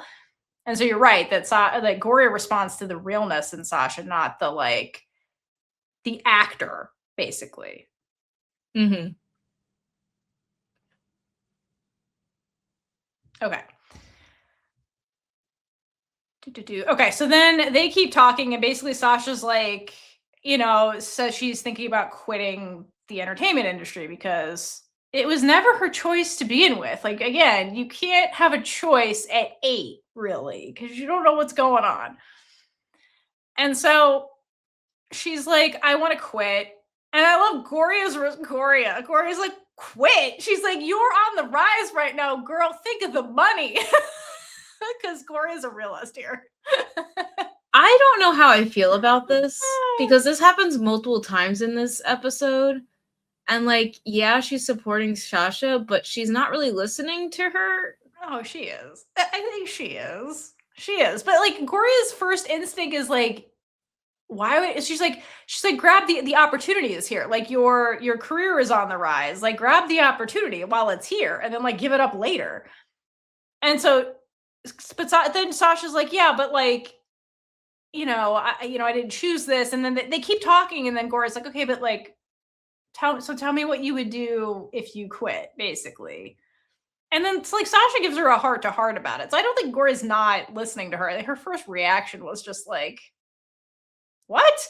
And I think later when they talk about it, she's like, are you sure you've thought this through, kind of thing? Because like it is a lot of money to, because like Goria is broke. So she's like, this is a lot of, and also like Goria wants to be successful in the entertainment industry. She's like, well, if I was on the rise, like even if I hated it, I would do it.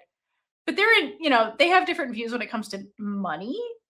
So I think that's kind of where this comes from a little bit. That's true. Yeah, she's always like, you have this avenue that you are able to make money in, and you're just gonna give it up. Right, because she says it later. She's like, why don't you just like wait it out till you're a billionaire, then quit? She's like, seize the opportunity. Like, what's a little bit more time gonna hurt? I think that's what she's throwing out there. She's like, also, I think it's part of Goria's insecurity, but like we'll get to that later. Okay. So then Goria's like, okay, like, well, what would you do if you weren't in the entertainment industry? And basically Sasha's like, Sasha gets to figure out who Sasha is. That was the crux of this. She's like, find myself, take a few years off, like take a class, like learn how to cook. Like, I don't know, like spend all day with my girlfriend or whatever. And then I love it. Goria's like, ew, who the hell wants to spend all day with you? Like, no, I can't spend all day with you. She's worse than Prow. Goria's like, although they see each other all the time, which like Goria's such a liar. I love these conversations with her. But I think the fact that Sasha's even thinking about like quitting and trying to figure out who Sasha is because of Goria, because that's like Goria's influence, right? Is like giving her that safe space to be herself, like because she feels comfortable. Otherwise, like Sasha, because again, when we saw the casting couch flashback, like she was already seems like she was checked out of this job. And that was like 6 months before the show started, or however long ago that was. So, no, that was before that. Sorry. 6 months ago is when she met Goria. We don't know how long ago that was. So, like, yeah, her heart hasn't been in this for a really long time. She's doing it to people please, basically. And the thing is, like,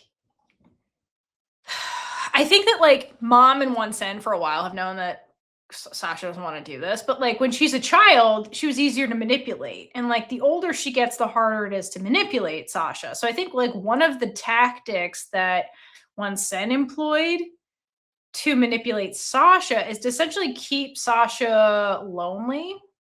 because it's easier to isolate. It's like Predator 101. It's like easier to isolate. Once you isolate somebody, they're easier to manipulate, right?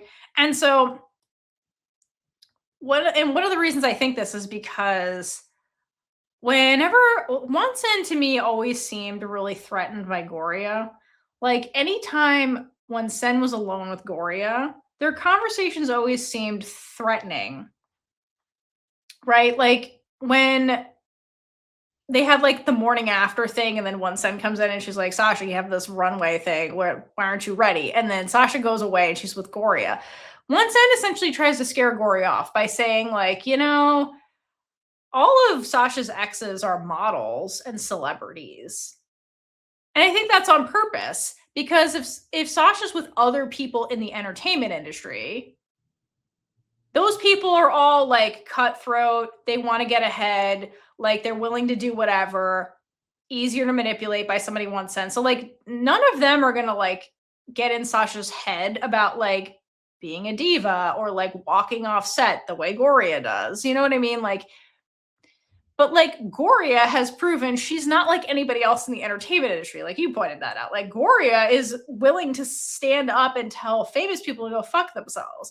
Sen doesn't want Sasha learning that from Goria. So I think that like Goria to me is like somebody who's like harder to manipulate. And if Sasha learns from Goria, then Sasha will be harder for Sen to manipulate. So I think Sen was always trying to scare Goria off so that they don't team up, kind of thing. Does that make sense? Yeah, that makes complete sense. Yeah. And I think Mom is going to try to do a similar thing later, because I think those hoes talk to each other. So yeah, most likely. Yeah.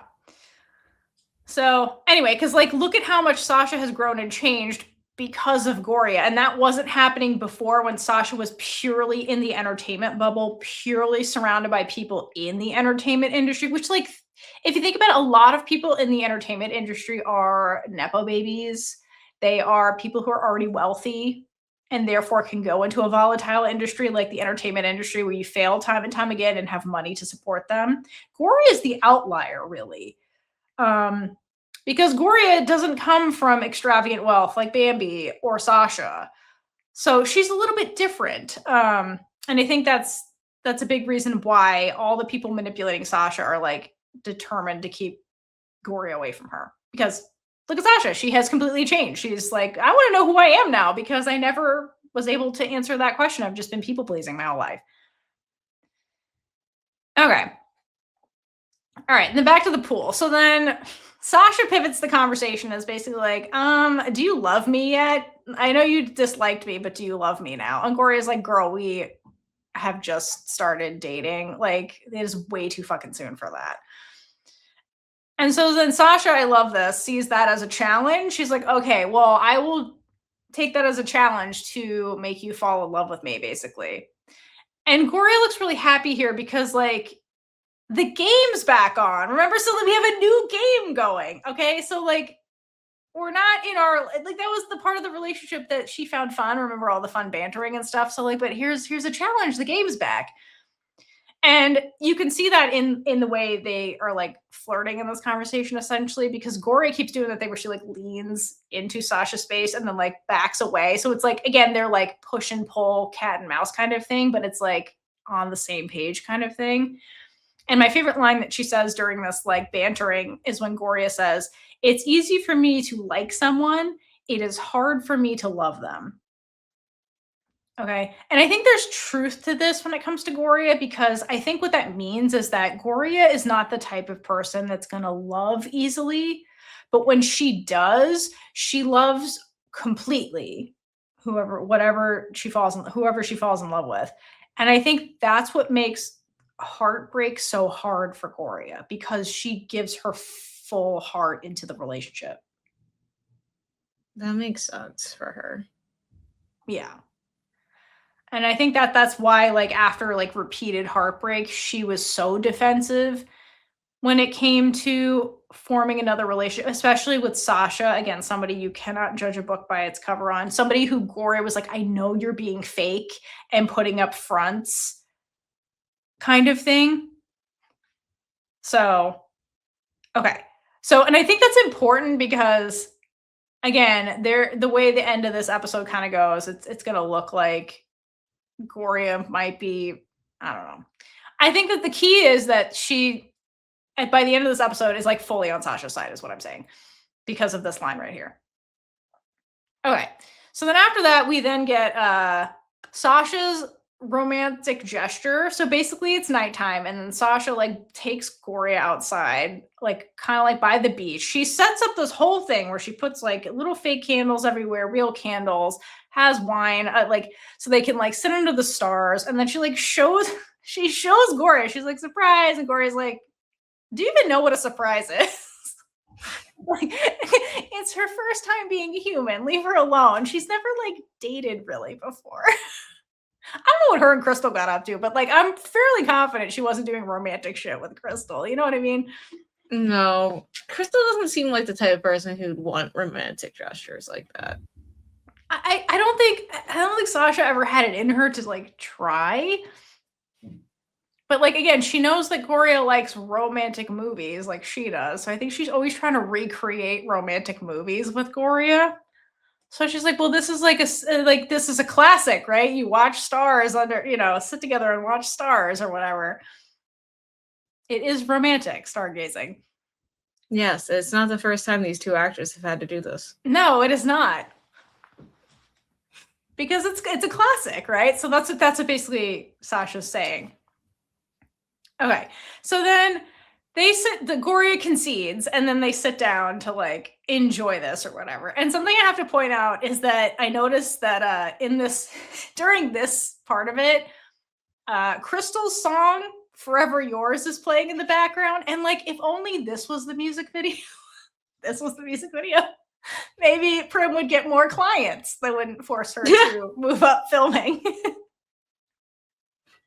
Yeah, that's true. That is very true. You know what I mean? This would have been so much better. They would have looked so in love instead of literally fighting on camera. And like Prim was just fine with it. Like she didn't correct it at all. That's what I'm saying. I'm like, what does this like company that wants only Prim really see in Prim? Is this person in love with Prim who's like, it must be Prim? Only you can be in love. Only you can tell us. Damn, well done, Caitlin. Okay,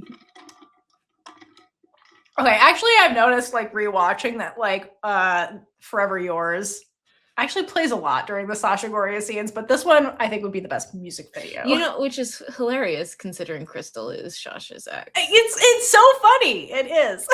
Well, Crystal did manipulate her music video to get them together, so like, yeah, I think Crystal would be cool with this. It'd be really funny if like Crystal was there playing it in the like just rooting for them. Yeah, she's like in the bushes playing the song. I would say she'd high five Bambi, but Bambi's having a not great time with Prim right now. Yeah. Anyway, Bambi could have been doing this instead of dealing with Prim.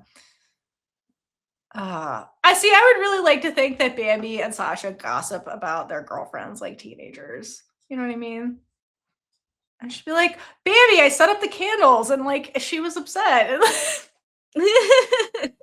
Bambi's like, I will fucking come there myself, and like, do not do that. Like, I would love them to just have conversations like that. It would be so cute and funny.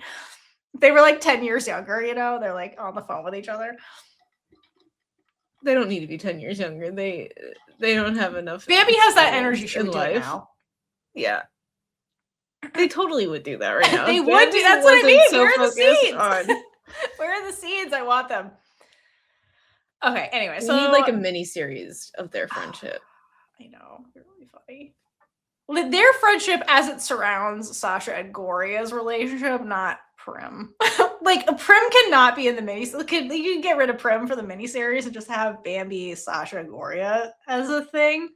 Because I would love Bambi trying to interfere with like getting Sasha and Goria together, and it's like it would get more and more extreme as time goes on. Anyway, I think it would be hilarious. All right, anyway, back to the scene. So they're sitting on the like chair or whatever and like looking at the stars, and then Goria, who lives in the city, is like, wow, there's a lot of fucking stars out here because there's no light pollution and it's beautiful. And then Sasha's like, well, it's beautiful because we're together.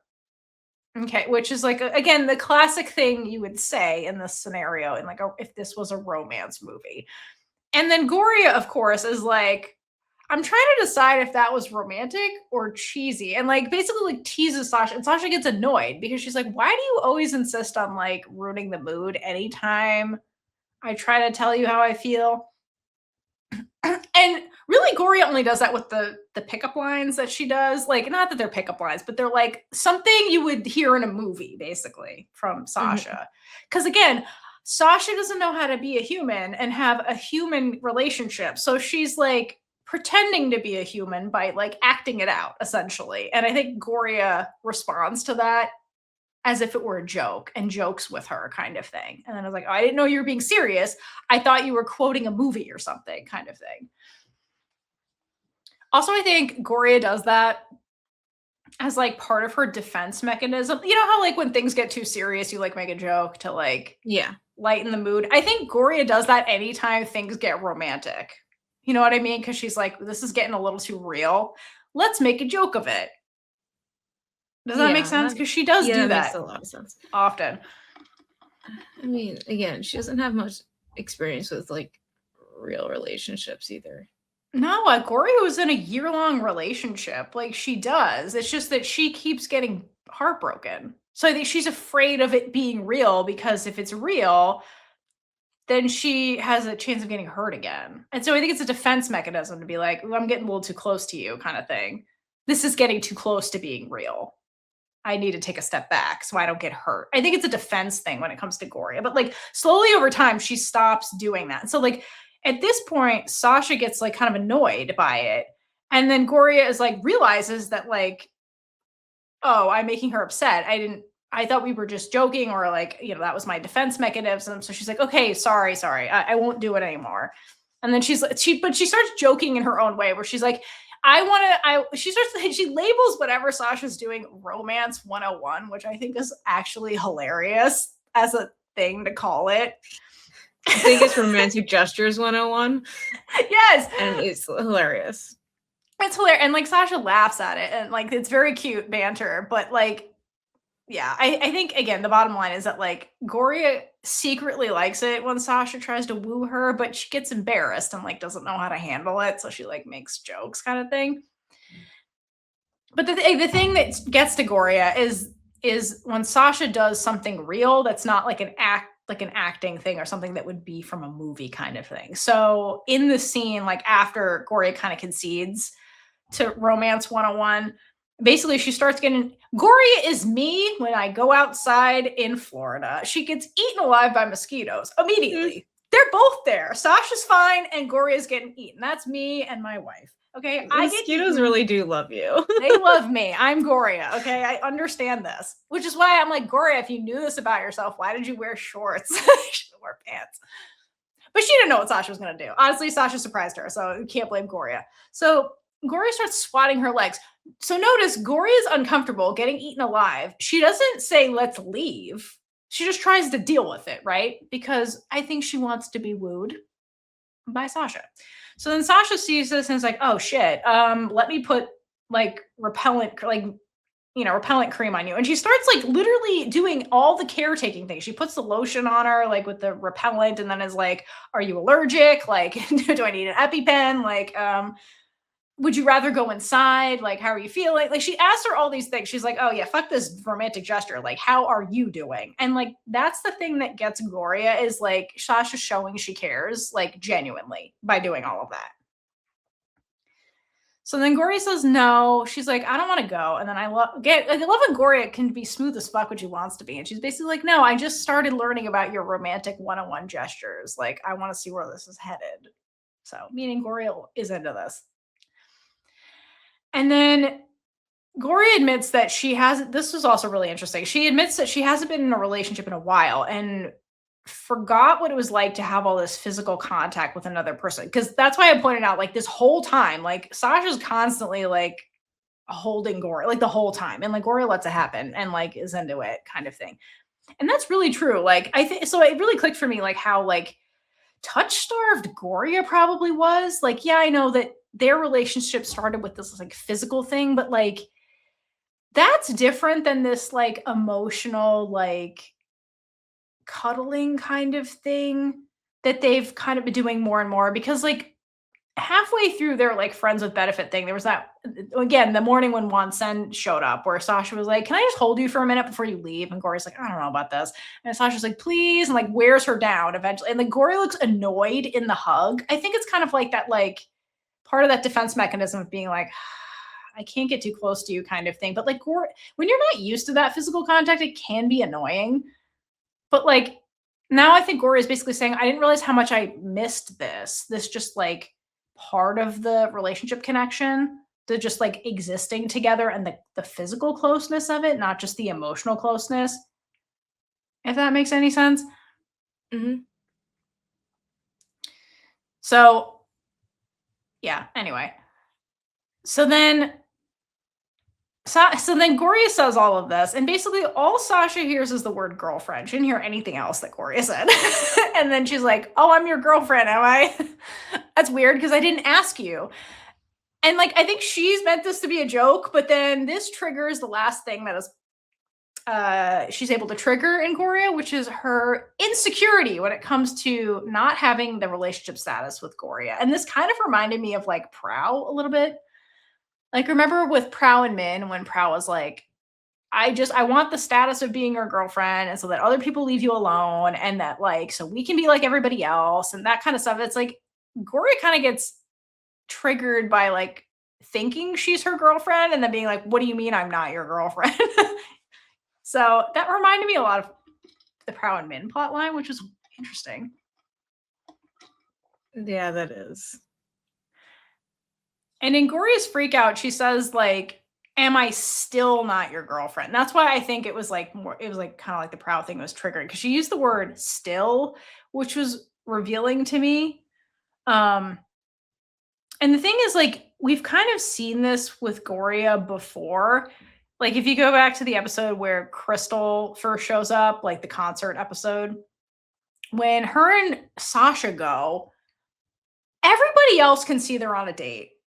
Like everyone. Like at some point, A plot and C plot are talking shit about them and be like, they're clearly on a date, right? Like even Crystal's like, you guys are dating, right? Like everyone thinks they're on a date except them, okay? And I think Goria kind of thinks they're on a date, and Sasha's like, I can't cross the line with Goria. So I have to make it very clear we're friends. So like anytime anybody would ask them, what are you guys doing? She's always like, we're friends. We're friends.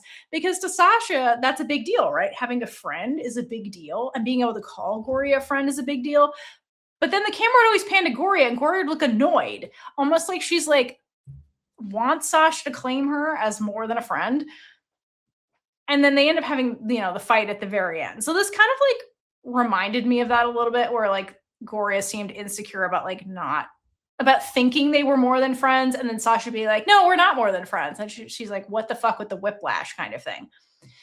So, but then, so Goria's like, I'm going to Bangkok, fuck this shit. And then Sasha's like, wait a minute. Like, Sasha, I think, literally set up this whole thing, right? The big surprise, we're under the stars, we have wine. It's it's textbook definition of romantic. And so she sets this up because she was going to ask Goria out for real. I think that's why she did it, to make this romantic memory. But then like she made a joke and it went poorly. So here she clears it up and she's like, no, I'm going to ask you. Like, that's why we're here. And the way Sasha does it is this, it's there's no pickup line, there's no nothing. There's just, she asks and then basically says, I don't know what to say. Meaning like, I don't know how to do this because I don't know how to human. And then she says, like, basically like, being with you, I've learned like how to love myself. And Goria's like, that's really sweet. I like that. And then basically agrees to be her girlfriend.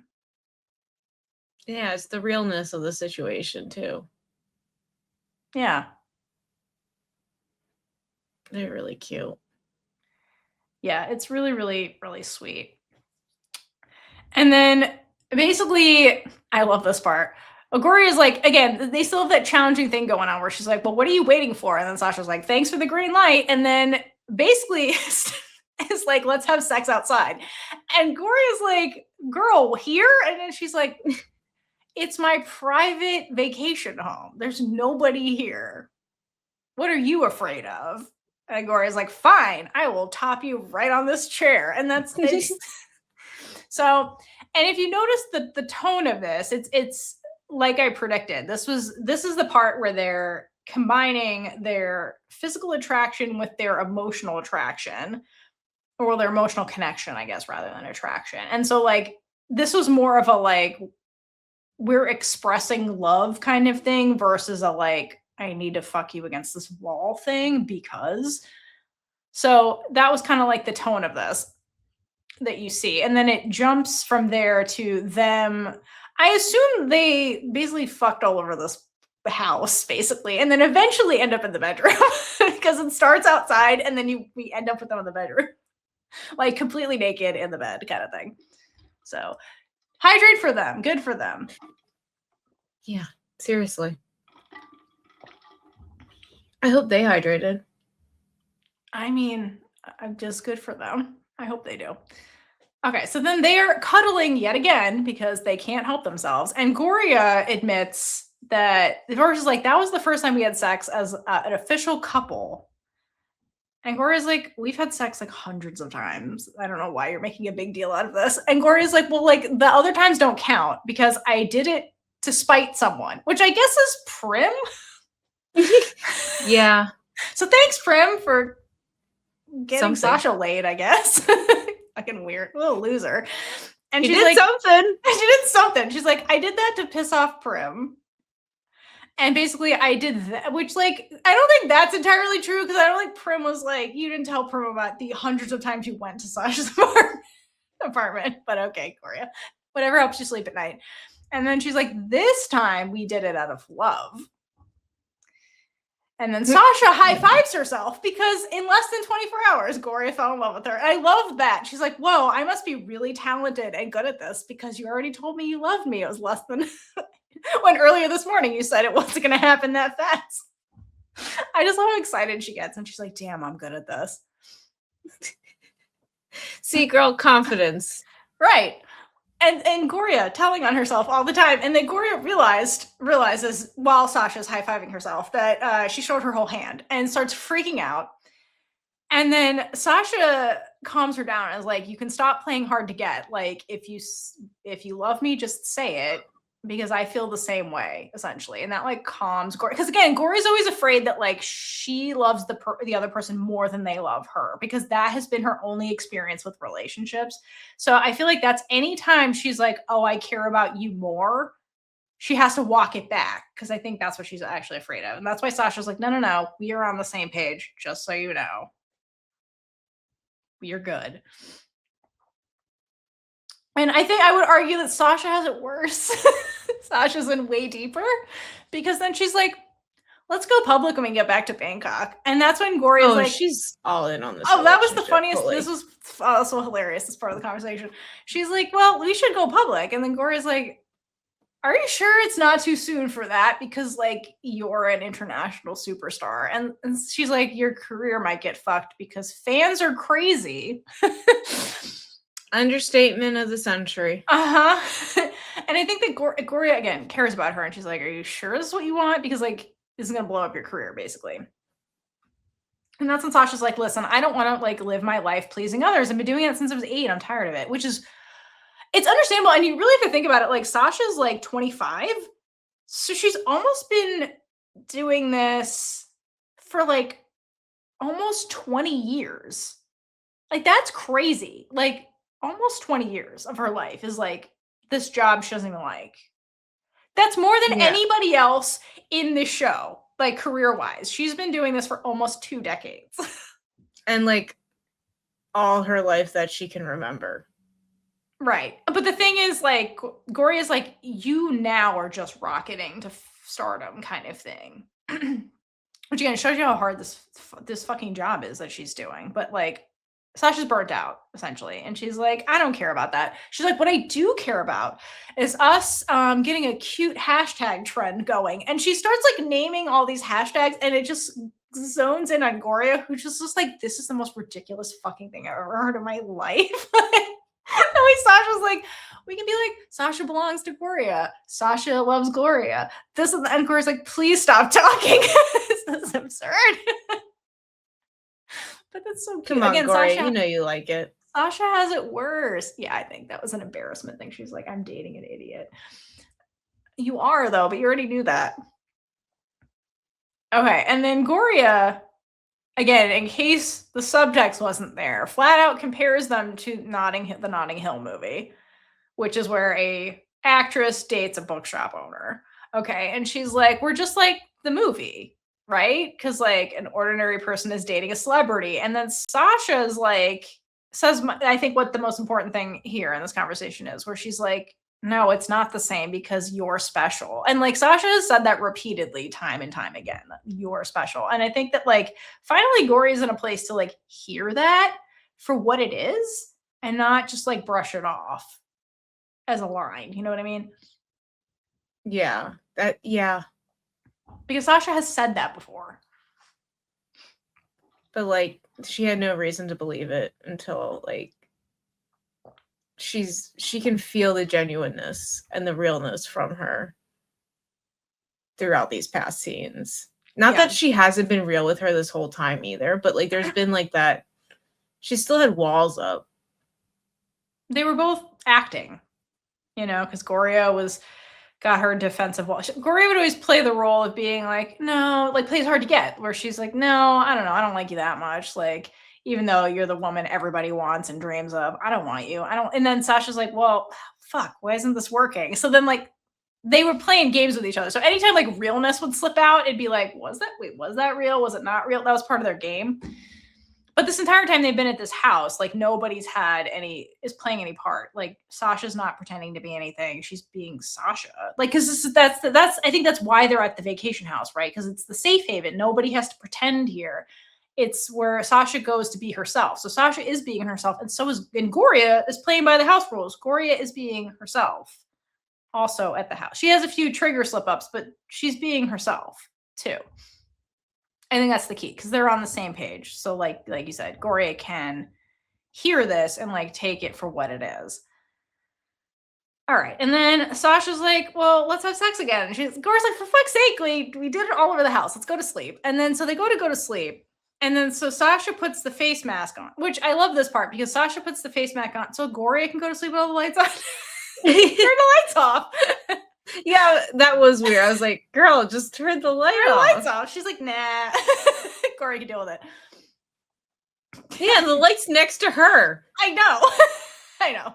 Anyway, maybe Gorya's afraid of ghosts. You know what? Gorya is afraid of ghosts. Maybe she sleeps the light on.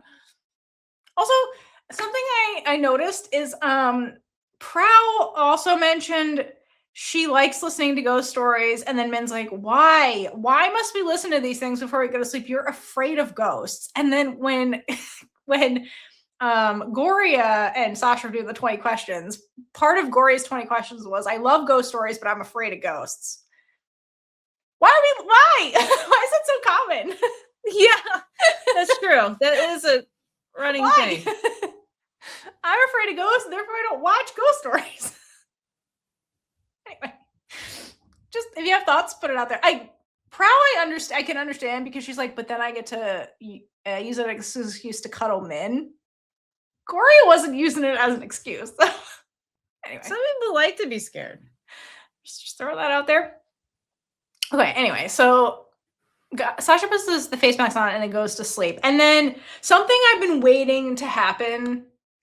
Basically happens here. So something I've been waiting to happen is basically the manifestation of the music video, which was when they were being terrible. And then Prim goes over to them to give them instruction and is like, okay, Gorya, in the scene, you guys are first dating, you're in the honeymoon phase, and act like you're waking up next to like your girlfriend, like the person you love. Okay, I was waiting for the manifestation of that once they were finally like in love and on the same page. And that's basically what happens here, because what happens here is they are in the honeymoon phase. They just started dating.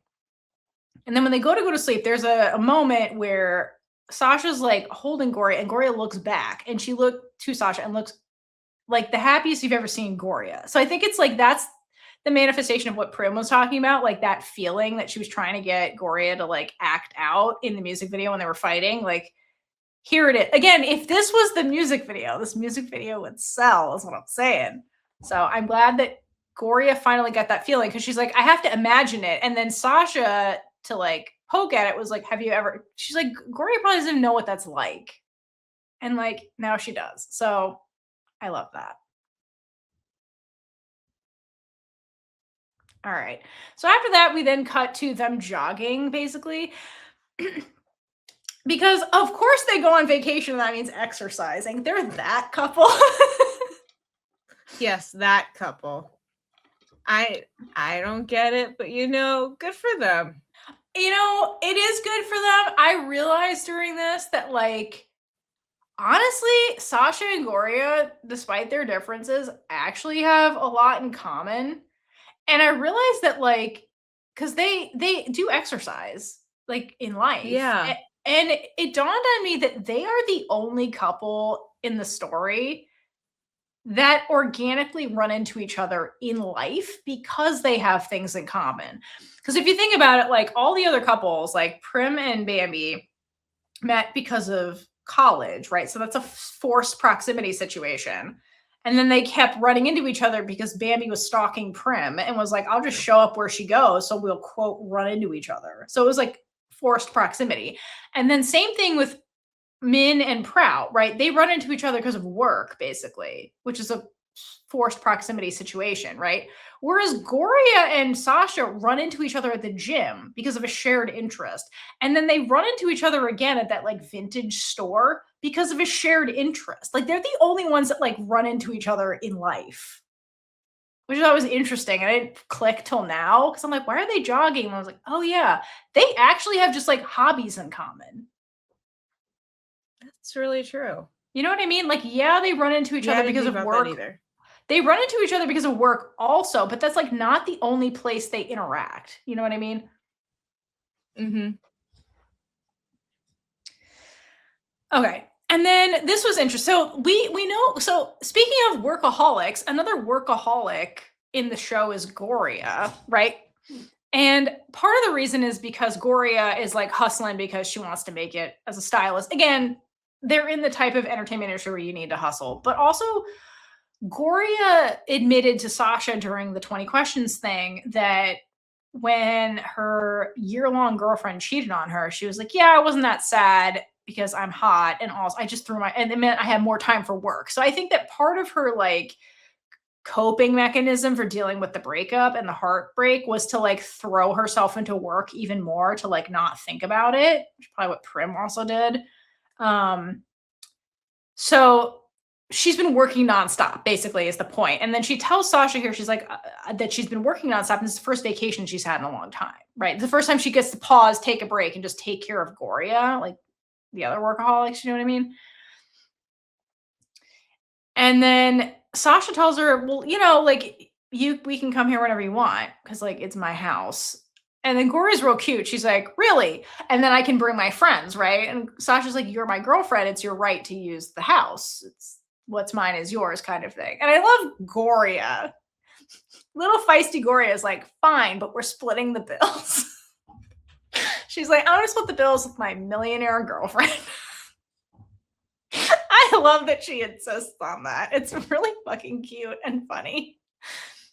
And I think it's important that she says that, because it's a very Goria thing to say, first of all. But second of all, it's proof to us and Sasha that she's not using Sasha for her money the way all the other women in her life are using her for money. Yes. Okay? Because I think Mom's impression of Goria is like, oh, here's a gold digger. Oh, yeah, 100%. Like, here's someone else trying to use her. However, she's the one who set up the first 100%. Yeah. We'll get to that. We're almost to Mom. But yeah, this line is important to prove that Goria is not using Sasha for money. She doesn't care about Sasha making money. I know she brings up the career thing, but I think it's because Gorya cares about Sasha. It's not really about the money kind of thing. Okay. All right. So then they get back to the house and they're like holding hands at this point because they can't help themselves. And then start talking about breakfast. And basically, Sasha's like, I'll cook for you. It's a way for me to show my love more for you. In case you didn't know, kind of thing. And Gorya looks annoyed. And then this cute moment gets broken up by Mom. Of course. By Mom. Well, Mom's she has here. to show up now. So. Of course she has to show up now. So then they all go inside and chat. And Mom showed up without telling Sasha because, quote, she was worried about the 1 cent incident, which I call bullshit on. Mm-hmm. Mm-hmm. Mm-hmm. You have thoughts on that? Just that, girl, she's fake. That's all I can say, because she's the whole reason that Unsen was hired in the first place. And she's totally fine just collecting that paycheck at the end of the day. Because Shasha sends her money. So she's like, as long as I'm getting my money, I'm fine. But now she decides to show up. You're muted. You're muted. I said, but now 1 cent is gone. So Mom is worried about getting that money. Yeah. And that is why Mom is here. Okay. So Mom clearly has an ulterior motive. We're all on board with that. But then Sasha says something that's interesting and even creepier, where Sasha's like, okay, but how did you know I was here at my vacation home that you don't own? And Mom says, I know everything about you. And then Sasha looks to Gorya, and the way they look at each other, I was like, was this the threat? Because this felt like the threat. Like, you know what I mean? This felt like a threat. Mm-hmm. Because how did Mom know she was here? That's weird. She do have cameras in the house? Sasha could be literally anywhere on Earth because she has money. Does she have Find My Friend on and she just doesn't realize it? I hope not. I don't know. I feel like she's got spies at her condo. Like, I feel like she's being spied on all. That's why I feel like the condo's not a safe place. Like, I think Mom knows people and tracked her down, or is still in communication with 1 cent. Who knows? Yeah, they're probably best friends. Anyway, so then Sasha's like, well, Mother, dearest, your presence is really not necessary because Gorya's taking care of me. She's my manager and my girlfriend. I love the way she just straight up says all of that. Like, it's no big deal. This is my favorite part of the episode. Not episode, but like the scene.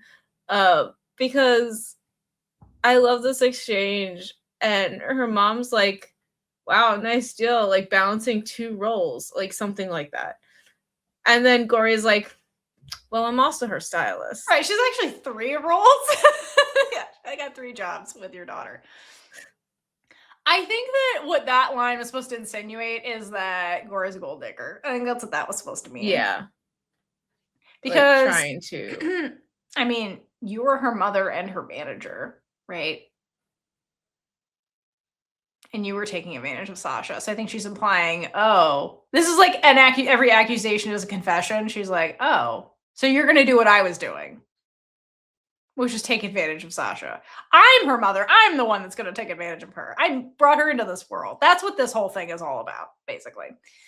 Because Mom says some bullshit like, she's like, oh, I'm staying as long as it takes to make sure you are not taking advantage of Sasha. Might even move here permanently. Basically, she's threatened by Gorya and she's trying to get rid of Gorya. That's what this is. She's like, I'm going to stay as long as it takes to make sure that I can keep taking advantage of you. Yeah, exactly. Because Mom is here for Sasha's money. And we had to have the line earlier that proves that Gorya likes Sasha despite her money, actually. That was one of the things she actually doesn't like about Sasha. Because Gorya is the best. And then mom's like, okay, but let me be motherly or whatever, prove that I love you or whatever, and let me hug you. And then she goes to hug Sasha, and Sasha looks so fucking goddamn uncomfortable. When mom approaches her for the hug, when she's in the hug, she's just looking at Gorya like, can you save me? This is the worst. I wonder when the last time she even got a hug, a genuine hug. It was from Gorya. Like, yeah. No, when was the last time she got a genuine hug from anyone? That wasn't Gorya. Yeah. Maybe never. Yeah. Again, we don't know anything about her dad. We don't know anything about the rest of her family, but it's not painting a great picture. It seems like dad abandoned her or he's dead because body counts. We don't get confirmation he's dead. Maybe he left. So she was abandoned at least by one parent. And then the other one's like, how can I profit off you? Not going great. So anyway, then we cut over to Gorya and Sasha alone on the balcony while mom's doing something or other. And Sasha's like, listen, she'll leave eventually because she gets bored. That's where I get my boredom from. And then Gorya's like, well, wait a minute. Like, why don't you give your mom a chance? Because, like, she's like, maybe what she's saying is true and she does feel guilty. And, like, then you can have a close relationship with a family member. Because I think, like, Gorya comes from a loving family. And she's like, well, if she really does care, then like you can have a support system. I think Gorya is saying this because she cares about her. And she's like, why don't you just give her a chance to see if this is real before you just say fuck it, you know? And then Gorya hugs Sasha for emotional support, and it is the opposite of when mom was hugging Sasha, because mom's hug was weaponized affection and Gorya's is genuine affection. Okay, and then mom comes back and sends Sasha away on an errand that leaves mom and Gorya alone. And Sasha, for the love of lesbian Jesus, please stop leaving Gorya alone with predatory women, because you did that with Wonsen. And then Wonsen ended up psyching Gorya out. And then when we got to the concert, Gorya was psyched out because of Wonsen being like, you're not good enough for her. She's out of your league. And then everything triggered Gorya. And then mom basically does the same thing Wonsen did, which is why I think they're in cahoots. So anyway, so then mom starts grilling Gorya on their relationship and makes comments like, oh, you guys probably fell in love because you're young and you work closely together. And it's like proximity. It's not because you like each other. And also you're a gold digger, basically. So meaning mom's like, okay, well, I got to separate you guys at work to kill this relationship so I can control my daughter again. And she's doing this by making Gorya insecure, or trying to, which is what Wonsen did. So the question is, this looks like a repeat of what Wonsen was doing to me. So like my question is like, is their relationship strong enough at this point to like withstand mom's manipulations? I think it is, personally. It is. Yeah. It definitely is. These two. So then mom tells Gorya straight up, she's like, look, I don't want you guys to go public with your relationship because it's going to ruin Sasha's career, basically. Which is what Gorya has already expressed. She was concerned about that. And then mom starts threatening Gorya, basically. And she's like, do not cause my daughter any trouble. And Gorya's like, I know what to do. And I think that's code for like, I'm going to tell your daughter everything and actually look out for her. That's what I was hoping. Like that she's... Yeah. Because she said, I know what I need to do. Like, that means she'll talk to Sasha and tell her about this conversation, because she didn't flat out say that she won't go public. 100%. And these two are the ones that talk, so. Right. And Gorya is very deliberate with her word choices and always has been. So, yeah, that's Gorya language. It's a good manager, right? She answered the question, but did she answer the question? She's a good manager. It's a good manager. Mm-hmm. It's a good PR answer. Yeah, the best PR answer. That's a good PR answer. She's like, yep, those are words you said. See you later. Anyway, okay, so that wraps up the B plot. I'm very happy they are where they are. They're very much on the same page. We got the love confession. I'm glad that they got to spend time, like a significant portion of this episode, just like in a safe space where they could be themselves, because they've just been the ones that have been pretending to be other people, essentially, and putting up fronts and being fake with each other on and off for various reasons. So it was nice to see them being themselves for most of the episode. I feel like I deserve that as a shipper, and like they deserve that as the character. So that made me very happy to see. And like you can see the growth. They had a lot of growth as people, and like their relationship grew a lot. So it was nice to see that in this episode. Yeah. All right. Anything else before we jump into episode 11? Predictions? No, that's all I got. All right.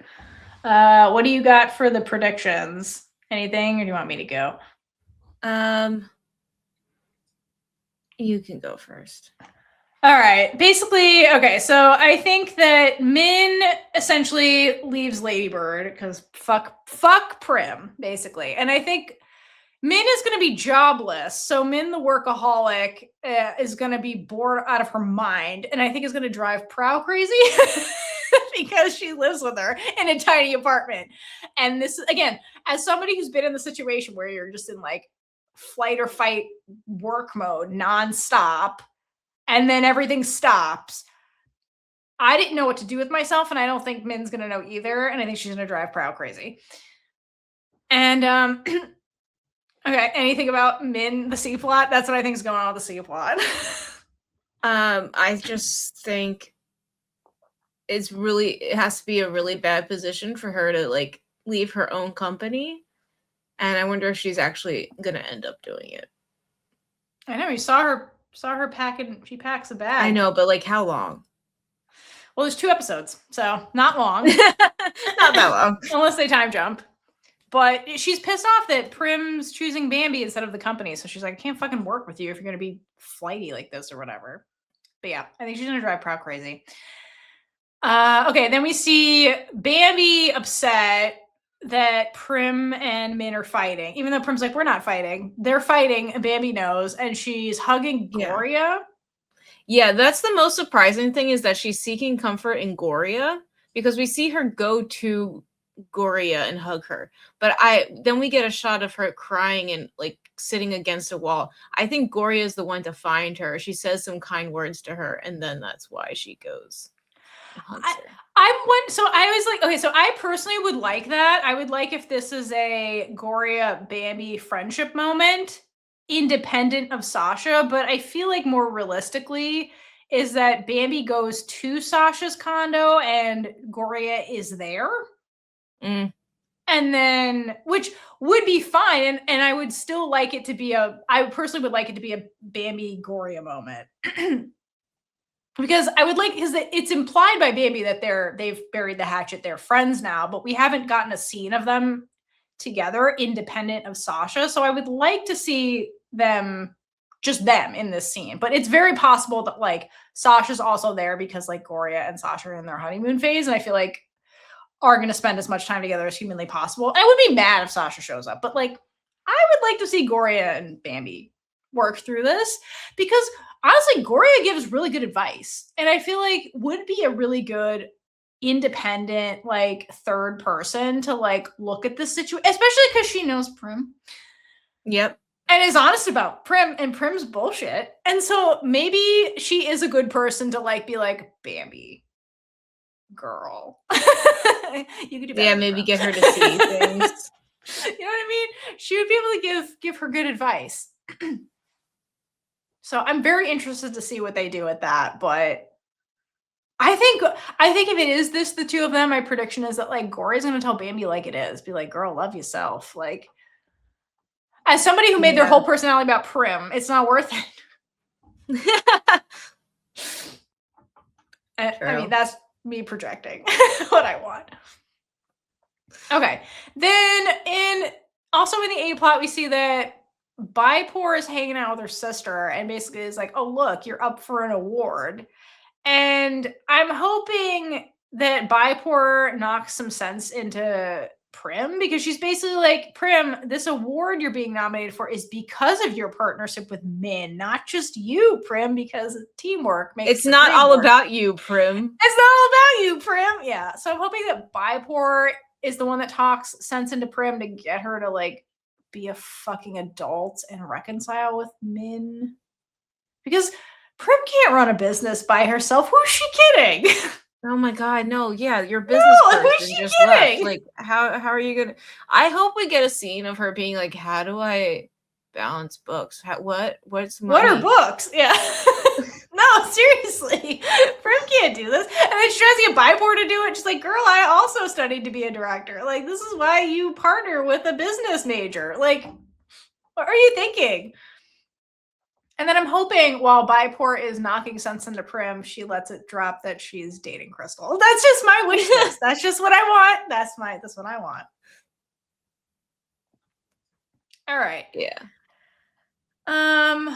Okay. And then next scene is basically Gorya and Sasha going strong. And basically Mom is trying to oust Gorya as the manager, which I think is ultimately what is going to drive Sasha to confront her mother. Is because Gorya is the one person that actually gives a shit about her. And she's like, I don't even know if I want my mom in my life. And Mom trying to manipulate the situation, I think is what's going to push Sasha because Sasha needs to confront her mother. Like, Gorya could be the one that saves her from this, but I think Sasha has to be the one that does it personally to like end the manipulation cycle. You know what I mean? Like, fully. Mm-hmm. Yeah. So like Mom right now is still interfering and like telling Gorya that she should let someone with experience do it. So like trying to put that in there.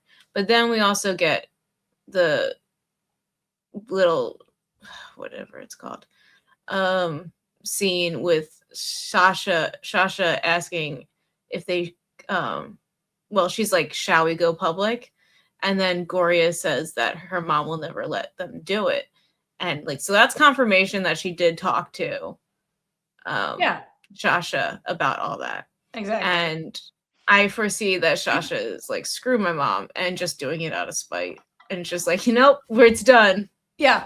Oh, absolutely. Yeah, I think she'll blow it all up for Gorya, kind of thing. And for herself, really. It's not really for Gorya. Will she like quit and just post that on social media instead of doing the relationship thing?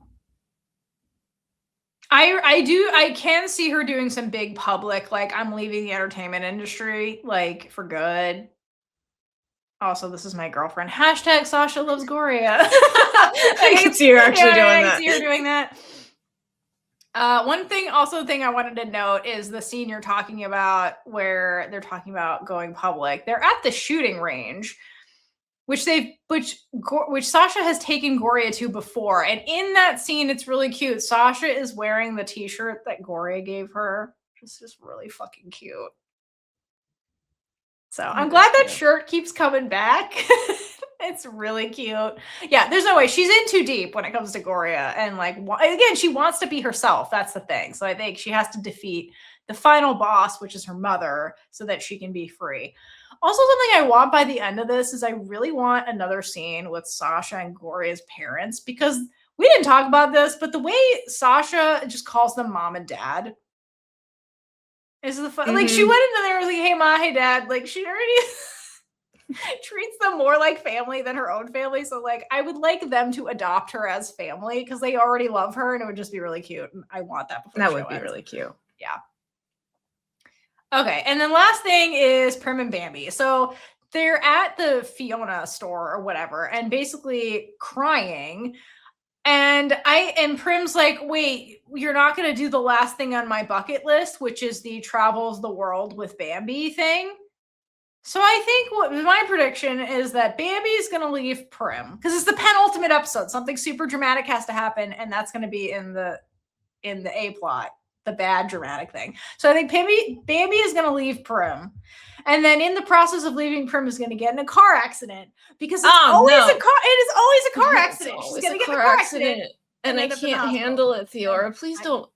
It's always a car accident, Caitlin. I know it's always a car accident. Why does it always have to be a car accident? I don't know. I thought she was going to OD on drugs. I think it's going to be a car accident. She's going to end up in the hospital, and that's going to be the end of episode 11.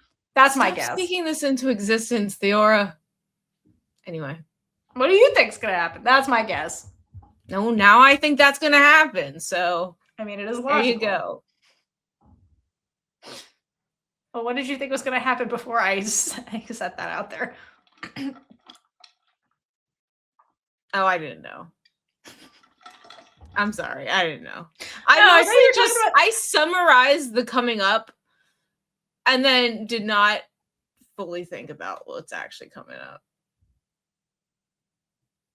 Because you were saying something earlier when we were talking about the A plot. About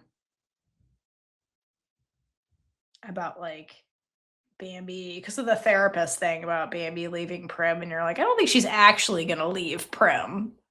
So do you think that like that fight or crying thing they're doing is not going to end up with Bambi leaving Prim? Maybe in that scene, like she might try to, but maybe they'll actually, for once, this is not plausible. They'll actually talk it out, and they won't actually get there. I think the car accident is more likely than them having a conversation. But no, it could be that she.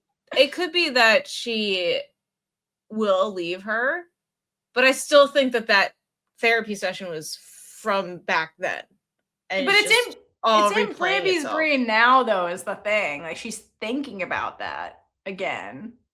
But do you think she'll act on it again and repeat history, I guess, is the question. Maybe. I don't know what that bitch will do. Like, I think that's what they're implying. Yeah. So, anyway, I think Bambi's still going down. I've been saying that. So, who knows? I mean, GMMTV loves their 11th episode being like a bomb kind of thing. So, I think that I don't think there's going to be a bomb in the C plot. I think they're okay. I think the B plot is Sasha defeating the final boss. So that's the bomb in a happy way. She'll get her freedom finally. But I think the A plot is still doomed, personally. I don't know. I feel like something could still happen with the C plot. Like, Prow's like, wow, spending too much time with you. Maybe we aren't compatible. There's like something just doesn't feel right with the two of them. To me, I only think enough screen time is the thing. Yeah, that's probably it. I guess what it is. But anyway, so we'll be back next time to go through episode 11. Let us know what you thought of episode 10. What are your predictions? Because episode 11 is going to be a big one, because it always is. So let us know. And until next time, hydrate for lesbian Jesus. And gay it up all over the place. Bye. Bye. And with that, we've been Big Gay Energy. If you like this episode, check out all our other episodes right here on YouTube. Please like, leave a comment below, and subscribe for more amazing super gay content.